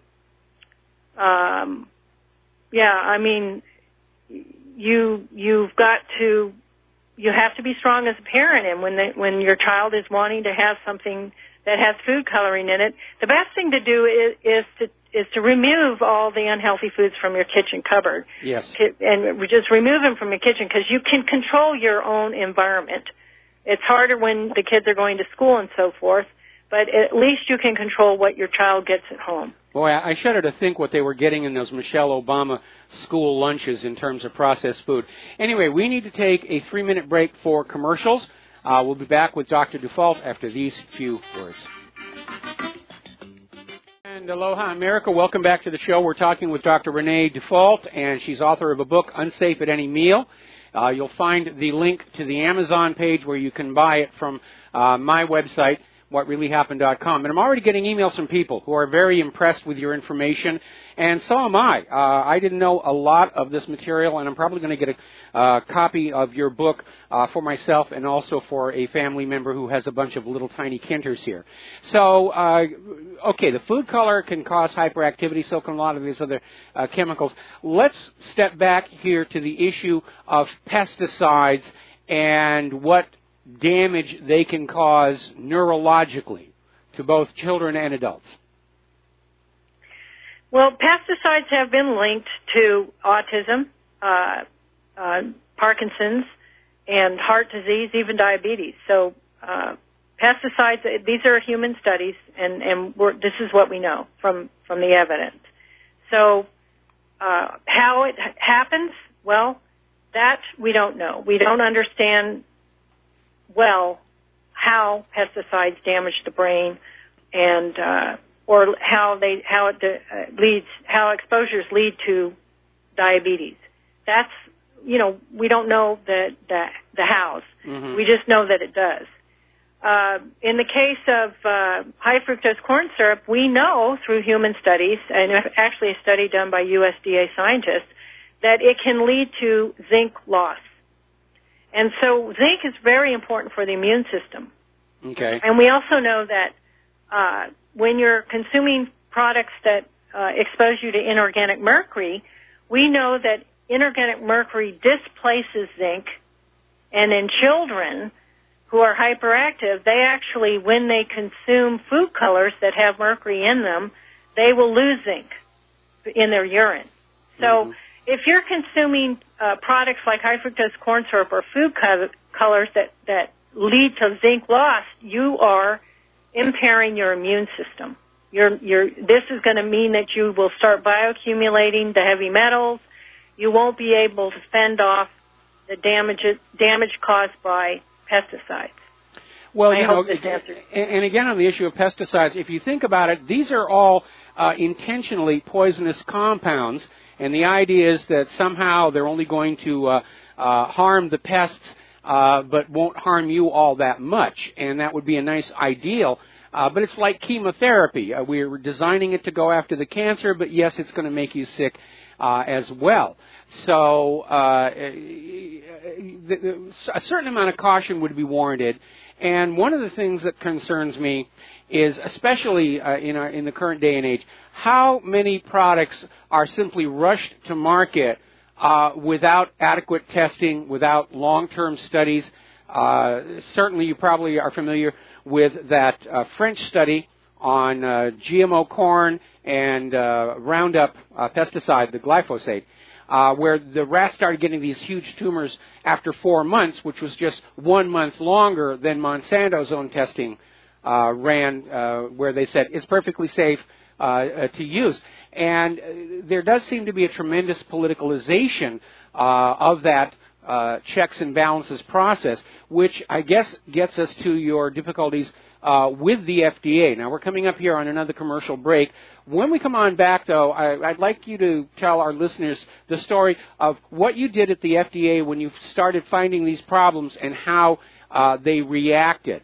But in the meantime, what are some of the more prominent pesticide residue-carrying foods that people might not be aware of? That would be wheat, without a doubt. Yes, and the last reporting that was done by USDA was years ago, because they haven't reported publicly the pesticide residues in wheat and wheat flour for quite some time. But the fact is that the average American eats almost 100 pounds per year of wheat. And if they're eating conventional wheat, then they're getting organophosphate pesticide exposure, malathion, easily, because when that wheat is sitting in the silo, it can sit in the silo in storage for 5 years, and they will apply malathion repeatedly, as much as they need to make sure that grasshoppers and eggs don't hatch, or this is what's allowed. Whereas with organic flour, that flour has to be stored in refrigerated. We're going to have to let you go. Not let you go. We're going to have to put you on hold. When we come on back, though, I want to hear about the FDA and how they treated you. We'll be right back. Aloha, America. Welcome back to the show. We're talking with Dr. Renee Dufault. We're talking about her book, Dangerous at Any Meal. And Renee, would you share with us the story of exactly what happened to you when you first uncovered this problem while you were working at the FDA? Well, what I did was, it wasn't something I was looking to find. First of all, I was investigating the mercury cycle, because when you, mercury pollution, whether it comes from coal-fired power plants or out wastewater from dental clinics, once it enters the water, then it ends up in the sediments of rivers and oceans, and it is then converted to methylmercury, which is what you find in fish. So someone asked me to put together a mercury cycle PowerPoint for a USGS conference. So, you know, I was just doing that. Well, when I was investigating the mercury cell chlor-alkali manufacturers, which these are the folks that make chlorine, and one way is to do it using mercury, I found out that mercury was always a residue in their products. And so then I started investigating, well, what is the biggest user of these products? And it turned out the high fructose corn syrup manufacturers were the biggest users of the caustic soda, the sodium hydroxide made from mercury. So then that's when I started investigating whether or not maybe there would be mercury in the high fructose corn syrup. And I was able to get a hold of some samples, and directly from the manufacturers. I actually sent out an FDA investigator to collect some. And then I had different laboratories analyze the samples, and they all found mercury in a certain percentage of them. So one of the collaborators was the University of California at Davis. Another one was Armed Forces Radiobiology Research Institute. So we went to the FDA Center for Food Safety Food Additives Group, and we presented our findings. And we also did a study between conventional foods with the first or second ingredient of high fructose corn syrup and organic foods. And so we also knew that the conventional foods had mercury residues more often than the organic ones. So we had a lot of data to share with them. Well, after that presentation, I was promptly told by the management over there at CFSAN, Center for Food Safety and Applied Nutrition, that I needed to stop my investigation immediately. So anyway, I was in shock because I couldn't believe it, and I at the time didn't understand that you know, these mercury residues are expected to be in food products. I just didn't know that. It took me some time to get to the bottom of it, that it was actually allowed. So I ended up having to I wasn't allowed to use the findings that we had that were generated by a federal lab. That was a different lab who ran some samples. So I had to essentially make arrangements to retire, and that's what I did. And that's how, you know, after I did that, I was able to follow up the research, and it took time. It took a number of years to get all the ducks in a row and to show the actual harm to humans. And so we now have a link between inorganic mercury exposure and fasting glucose levels, you know, leading to diabetes risk. So we've got that now. So now I could come out and say, yes, we need to fix this problem. So that's what happened. Well, you know, of course, we're all familiar with the water crisis over in Flint, Michigan, where there are high levels of lead, and now it's turning out that our tap water all across the country is seriously contaminated. Our infrastructure is being allowed to crumble away here. We're going to take a quick phone call here. Tom in Utah, do you have a question for our guest? Tom? Yes, Doctor. I'm the former pathologist or scientist that prepared Howard Lyman to go on Oprah Winfrey's show. I gifted him with my old name. I'm the vegan cowboy or vegan cowboy scientist. So I wanted you to expand on the problem that's created in the livestock industry with the organophosphates as well as these food additives actually that end up in animal feed. I haven't studied animal feed, so I really, you know, I can only, you know, I don't know enough about that to really talk on it, to be honest with you. Okay. I don't know what the animals are getting. You know, I don't know what the exposures are. Well, we know that... For example, it takes 700 pounds of fodder to produce 1 pound of finished cow, so that everything that's been treated with, with the pesticides ends up in there.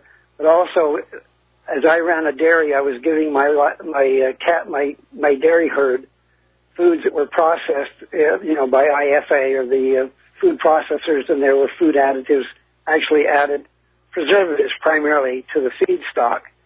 So I try to educate people to the fact that when you're eating a piece of flesh or a glass of milk, you're getting a concentrated exposure to those issues, including the mercury.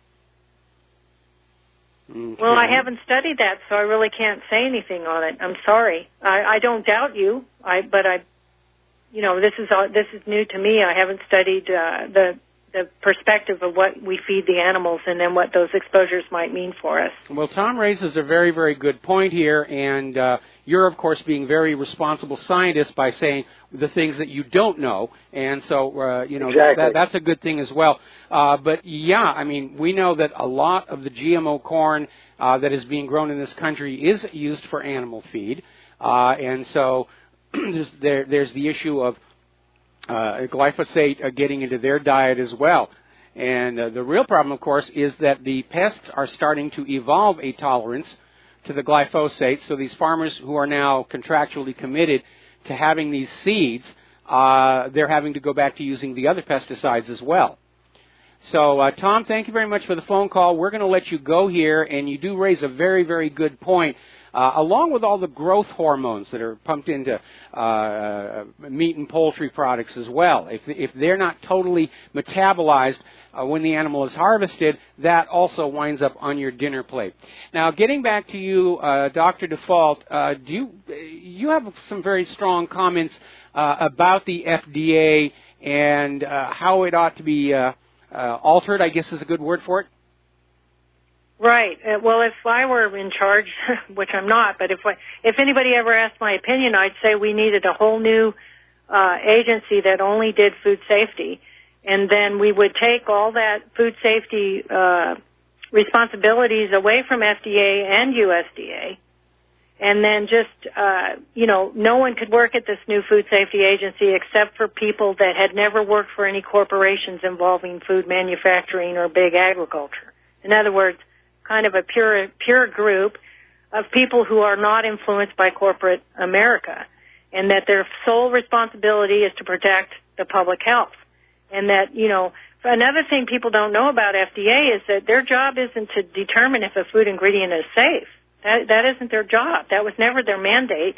All that Congress ever allowed them to do from the beginning of its inception was to make sure that the labels on food products were true. In other words, that manufacturers were really truly putting in food products what it is that their labels said they were. So that's what FDA does. And by law, the food manufacturers have the responsibility to determine if a food ingredient is safe. So what we have is a situation where the food ingredient producers say whether or not they're safe or not, and FDA accepts that. So there's there's something wrong with that picture. Yeah, there's no enforcement there, and I understand that for ingredients in, for example, processed food below a certain minimum, the manufacturers are not required to put those on the label. That a given material has to be a certain percentage before it goes on that list. And we know that food labeling can be very dishonest. And again, getting on back to monosodium glutamate, a lot of people try and avoid it. It does make you want to eat more. For many people, such as yours truly, it's also a migraine trigger. So I'm always reading labels, watching out for MSG, monosodium glutamate, but because food manufacturers want you to eat it so that you eat more food and they make more money, they have all these euphemisms out there, like hydrolyzed yeast protein and all these other, I think there's something like 30 different names that all mean added MSG. And there is a allowable lead in MSG, up to 1 parts per million, just to give you a heads up on that. Okay. All right, so you dedicated your new book to your children, grandchildren, and the next generation. Why exactly did you do that? I did that because the children are our future. That is our legacy, is our children. And what we eat today as parents is going to color their health in the future. Whatever we eat is going to determine how healthy our children are. And this is the study of how our genes are passed on from one generation to the next, and how even our metabolism is passed on. How our genes work is passed on from one generation to the next. This is all new. This new field of epigenetics, how what we eat determines how our genes behave, is a new field. And I wanted to dedicate the book to the children because it's important for parents to understand that what they eat today is going to determine the health outcomes tomorrow of their children and grandchildren. So whatever a pregnant woman eats and drinks is going to determine whether or not her child is born with a neurodevelopmental disorder, or if the child will develop type 2 diabetes or even heart disease. Well, now, we do know that... Go ahead. No, go ahead. I didn't mean to interrupt. Well, a child diagnosed with autism or ADHD can lose their diagnosis by making healthy dietary changes. So, this is a fact. And that's why I'm dedicating the book to the children, grandchildren, and the next generation. Well, one thing that's... And I want to add, I'm sorry, go ahead. but we do have a free online tutorial that goes with the book. So for every chapter in the book, there's a module of instruction with video, kitchen cupboards activities, and so on, and discussion questions. So you could put together a group of people and everyone reads the book together and then do the weekly discussion questions and so on, and come out of it with a whole new attitude and a whole new lifestyle. Well, as I was going to say before, we know that medical care in the United States is the most expensive in the world, but it's not a very good quality. And the reality is that Americans' overall health does seem to be in decline. More and more people just seem to have all these chronic issues. They've got lots and lots of little bottles in their medicine cabinet. We know that life expectancy for the American people is actually in decline at the moment. And so we need to look at this issue. Where is this all coming from? And then you find out that there are chemicals in your food and in your medicines which are not really what's best for you. They're merely economically advantageous for the manufacturer or the processor.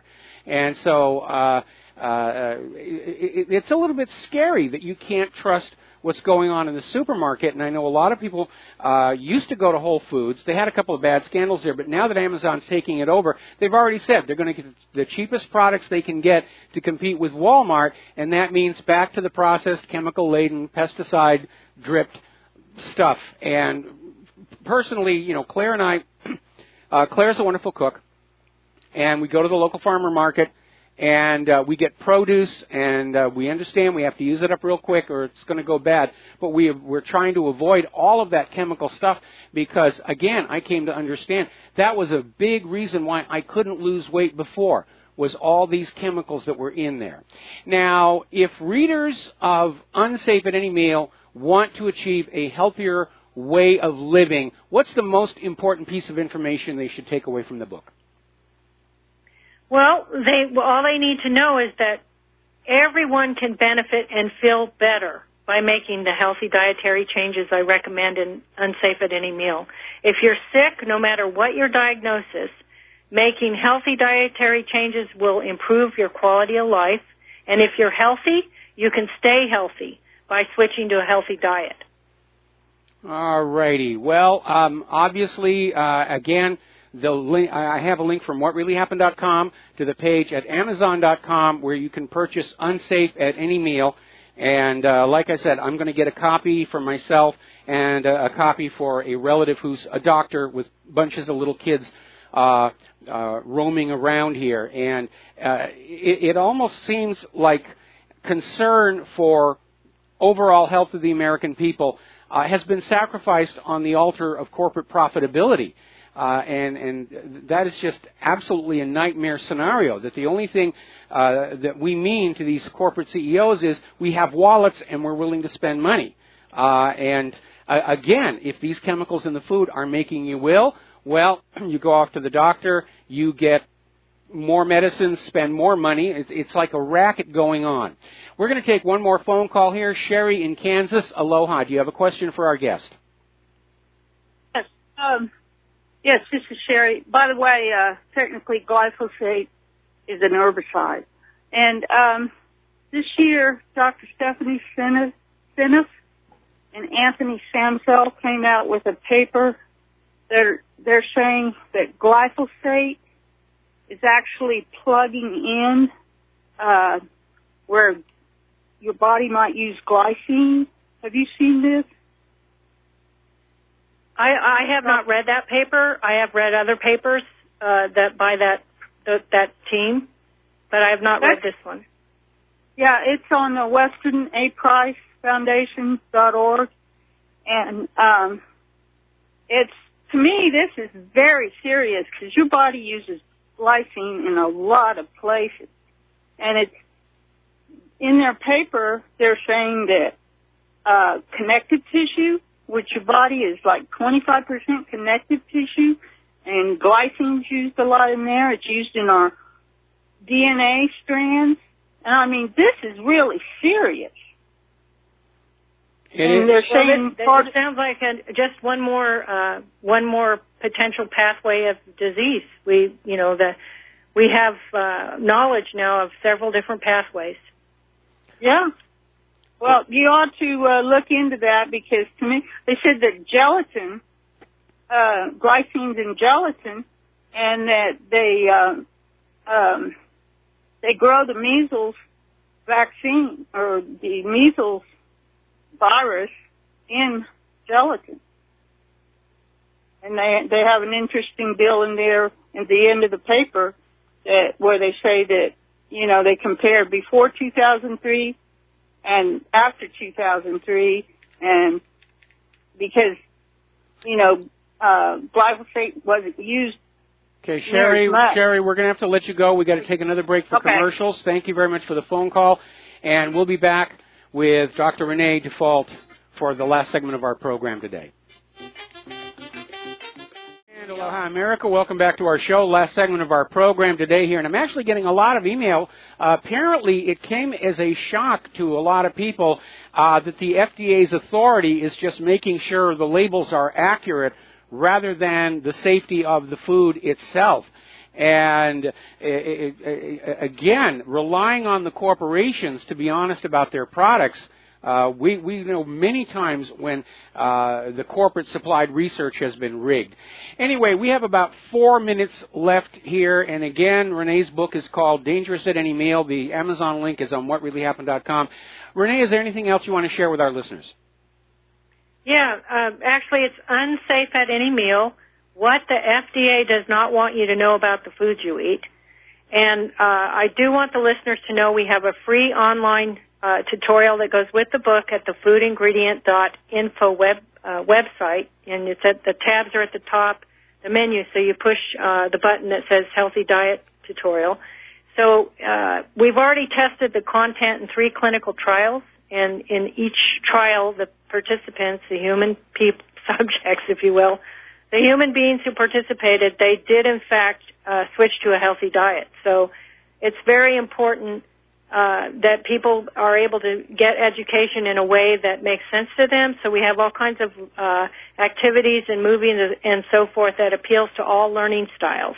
So I would encourage folks to not only get the book, but also have their friends or family members work with them in a book study group and go through the tutorial, because I think they'll find it very effective in helping them actually make those behavior changes. Can you give me the URL again?